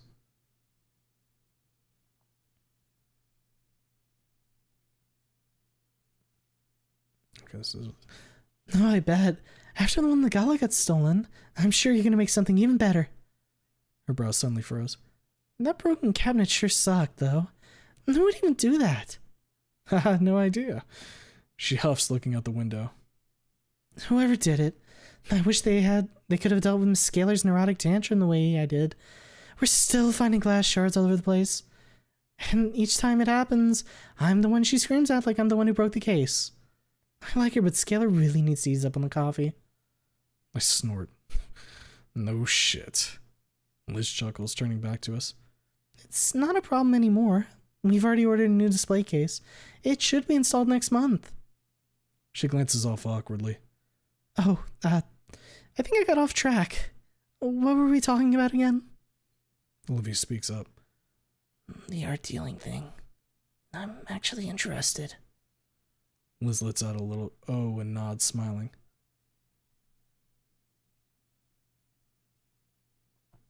Well, the plan is to be able to open my own business. I'll start online and work my way up to having a physical location. Oh, goddamn. I haven't checked out in a really long time. Olivia seems engaged, though. She gives me a glance and notices I'm completely zoned out, and bats me in the leg under the table right as Liz asks me a question. Even gotten better at painting since the start of the year. Have you noticed? Shit. Play it cool. Sorry. Art-wise, I've been kind of engaged with Olivia, helping Olivia out. I haven't really had time to look at other people's stuff. Hey, you can always text me your pieces, you know. She smiles and nods, but then looks a little curiously at Olivia. Of course. What's he helping you with, Olivia? Olivia looks hesitant for a brief moment, but I give her an assuring look. Well, I hurt my painting wrist a while ago, and haven't been able to do anything with it.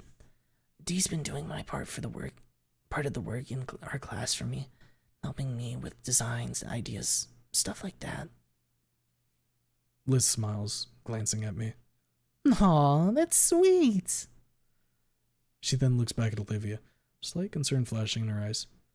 Your wrist, though? Is that why you haven't started the new painting yet? Olivia nods sadly. Liz hums. I wondered what that was earlier. When Dee stopped to help you outside? Liz bobs her head down towards Olivia, smiling. Well, I wouldn't worry about it. To me, it sounds like you're almost done healing, and then you can knock it out of the park. Olivia seems assuaged by that, and nods, giving Liz a soft grin.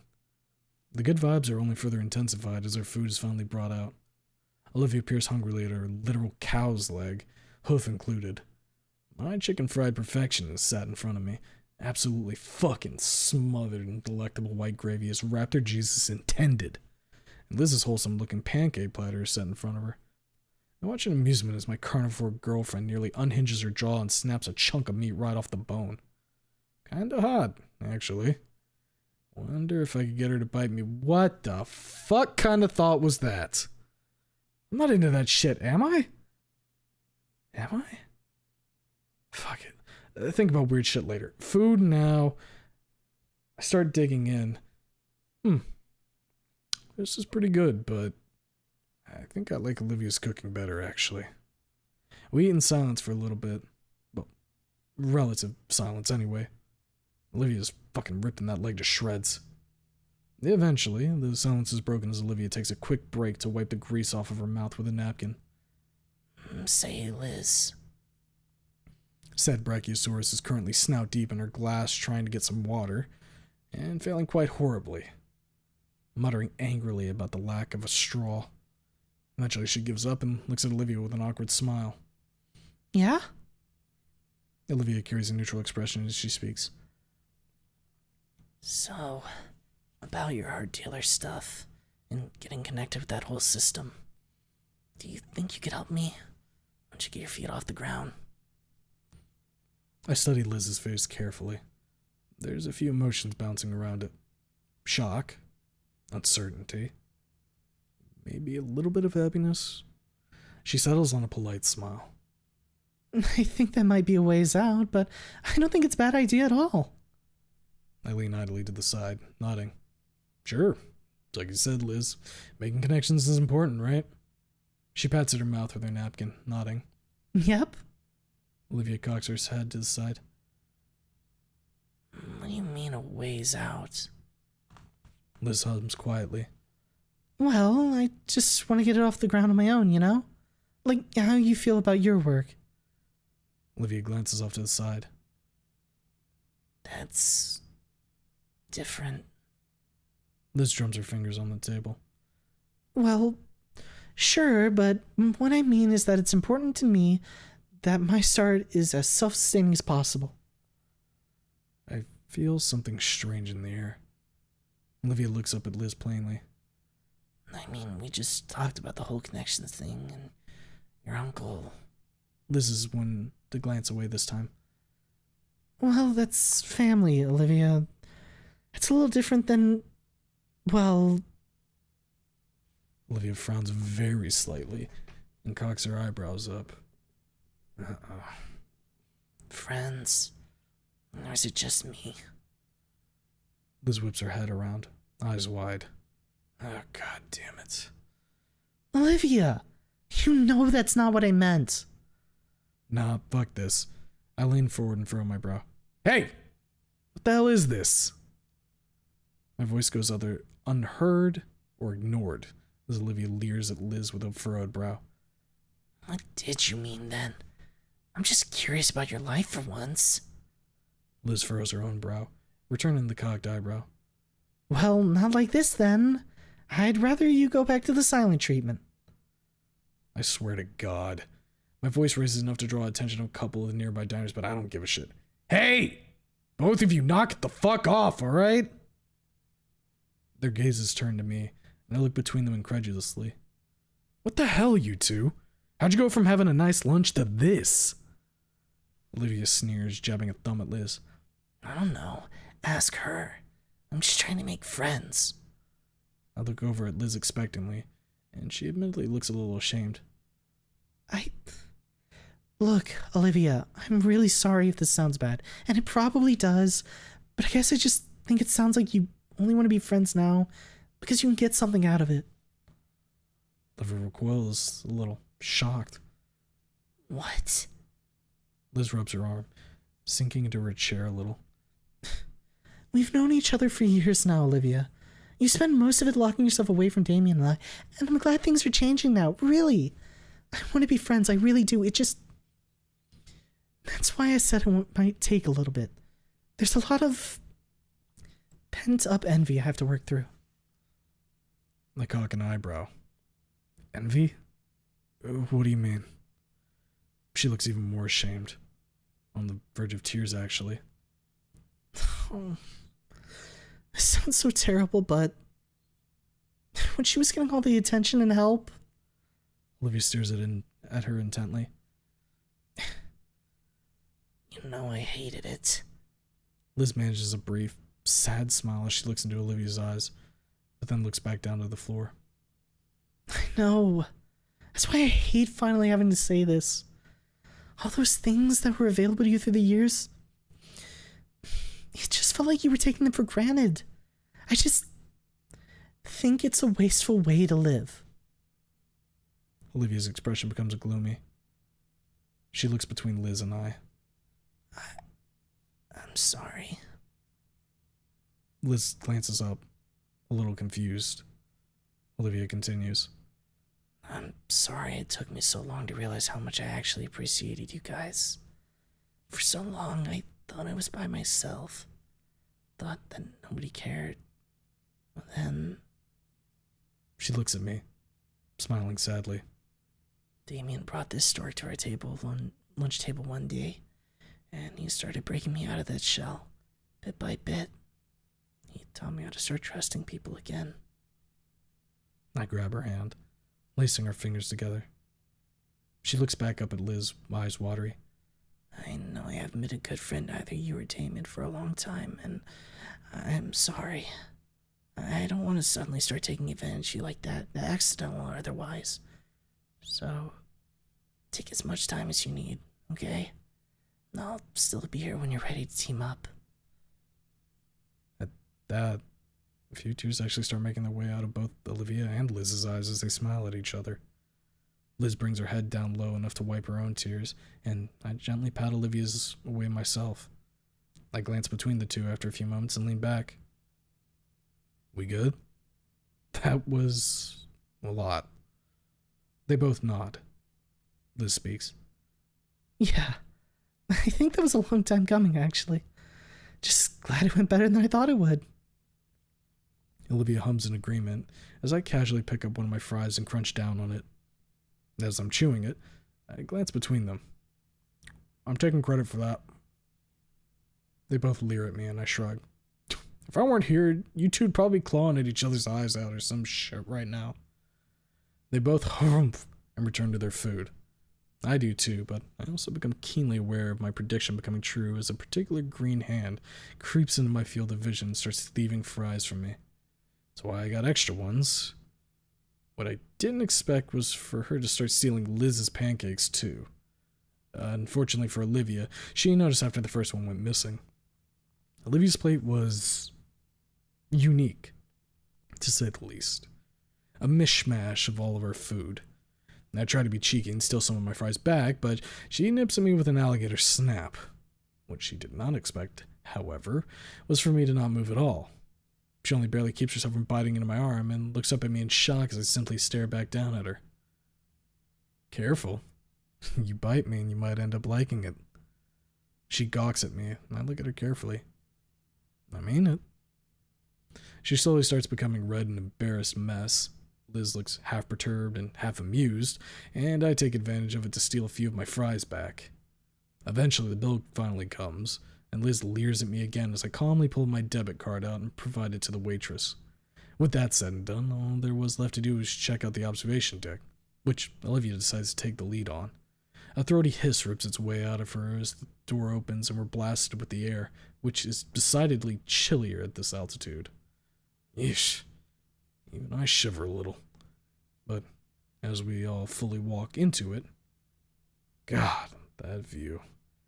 Especially because Olivia's in it. Yeah, alright.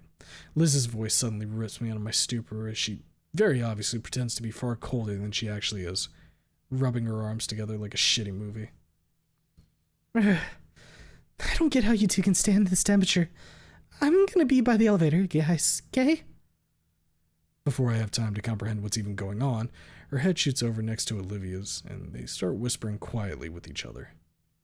Soon enough, the mothership turns and heads back inside, her head following behind with a trailing "bye" as she looks back at me with a wry smirk.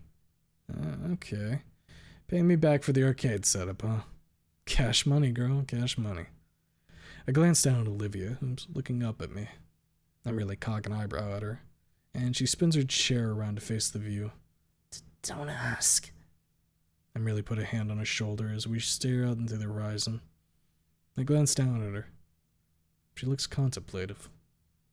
What's on your mind, Silverlight? She hums, bringing her wrists up. Well... She starts flexing and rotating them carefully, wincing here and there. It's about the painting. Mm-hmm. She knows how I feel about her waiting until she's better. She continues. When I'm finally better, I'm going to be out of practice. I hum. So you're going to practice? She looks at me warmly, nodding. Yeah, I have the mental image for it in mind and everything. She glances away as her smile falters a little bit, her tone becoming slightly morose. I just want to make it perfect. The mental image won't mean anything if I can't make it perfect. I turn to her and kneel down, getting eye level with her and smiling widely. Then you take as much time as you need. That's what the Attican would want. That's what I want. I'll be there to help you however I can. All you need to do is say my name. Her eyes glow softly with adoration as she takes in my features. Her words come out in a soft whisper. Thank you. I stare at her for what feels like a year as my thoughts rattle in my head. Fuck it. I gently cup her face in my hand, not unlike I did when I kissed her for the first time in my apartment. She gasps quietly at my touch. Olivia Alfred, I love you. Her eyes widen gently and a wide smile breaks out across her face as she quickly begins glowing red. Her hand gently comes up and reciprocates. Her scales are so soft. I love you too. We both lean forward, shutting our eyes as our lips meet and allowing the passion we have for each other to paint all the pictures it needs to in our minds. There was no lust, no need, no desire. Only love. We separate with a soft gasp, peering at each other. We continue looking at each other until a particularly cold gust of wind passes over us, causing Olivia to actually break out into a shiver. At that, I stand up. Nope, too cold for you. I push her back inside towards the elevator where Liz is waiting for us. She shoots Olivia a sly look, but from where I'm standing, I can't make out her expression. Whatever. Yo, Liz, got the rest of the day. When's old Ferris gonna be done with this meeting? She checks her phone. Not for a good long while. Hey, I'll show you around the block. There's lots of neat little things. I gesture towards the elevator. Let's get to it then. Soon enough, we're back on solid ground, and Liz starts showing us around. Yeah, I was right. This place is touristy as fuck. Looks nice, though. We just sort of end up wandering around the city park enjoying each other's company. And the weather, I guess. But it's mostly just me enjoying the weather. Olivia and Liz complain about the cold very frequently. Soon enough, the sun begins dipping below the horizon, and we meet up Old Gold Ferris near the parking lot where Liz's ride is sitting. I have a brief chat with the big lug about stuff that's been going on, and he, unfortunately, for Liz anyway, daps me up again before we depart. I'll never get tired of that. Olivia, by this point, was well and truly exhausted. Her tail comes up and she snuggles up to it, using it like a makeshift pillow. I think I might actually die. That's the cutest fucking thing I've ever seen. I surreptitiously take a photo of her with my phone and immediately set it as my background photo. I love this girl. She opens her eyes tiredly and looks up at me, smiling. I casually slip my phone back into my pocket as I begin taking us back toward the metro. Hey, D. Yes, Overlight? You want to see my room? Nice.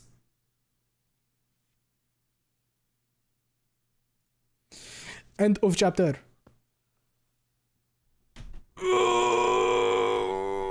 Look at that, guys.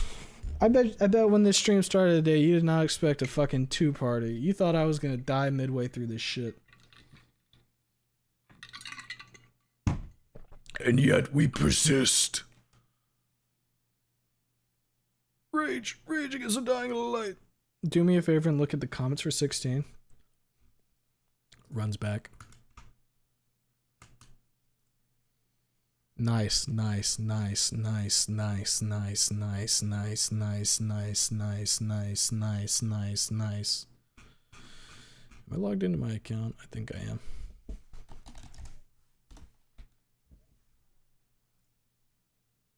Nice.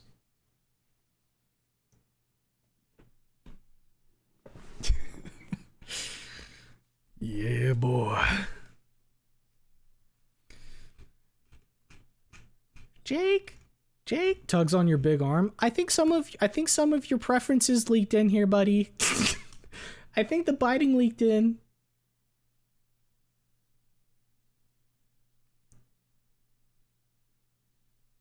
Jake is literally him. Thought we'd get to see the room scene. You're gonna have to wait 2 weeks for that, buddy. Sorry. Sorry. Diabetes chapter. I will say, I'm glad that you went the route of them actually resolving that shit and squashing it immediately because of the character that Dorian is. It's very nice.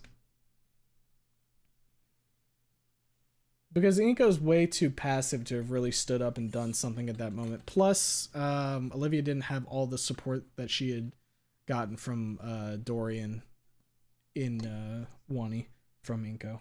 So it makes sense. Very good, very good.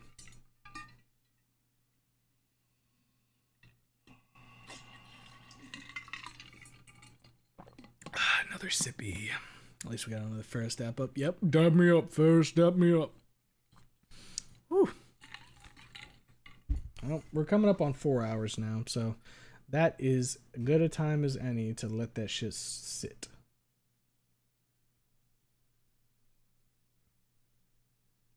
Oh, hey. Iron sent me some stuff. Hey, guys, look. Look what Iron sent me.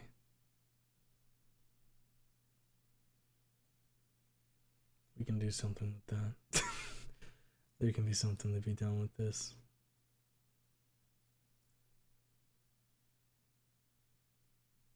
Alright. Oh.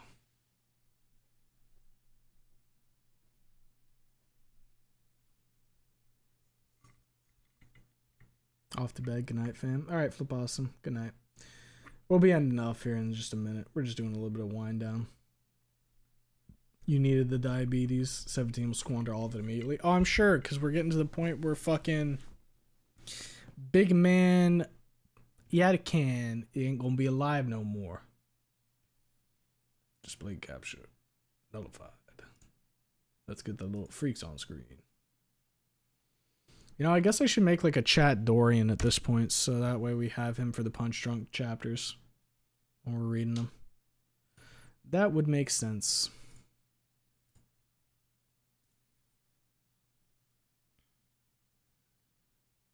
Jake one in the works.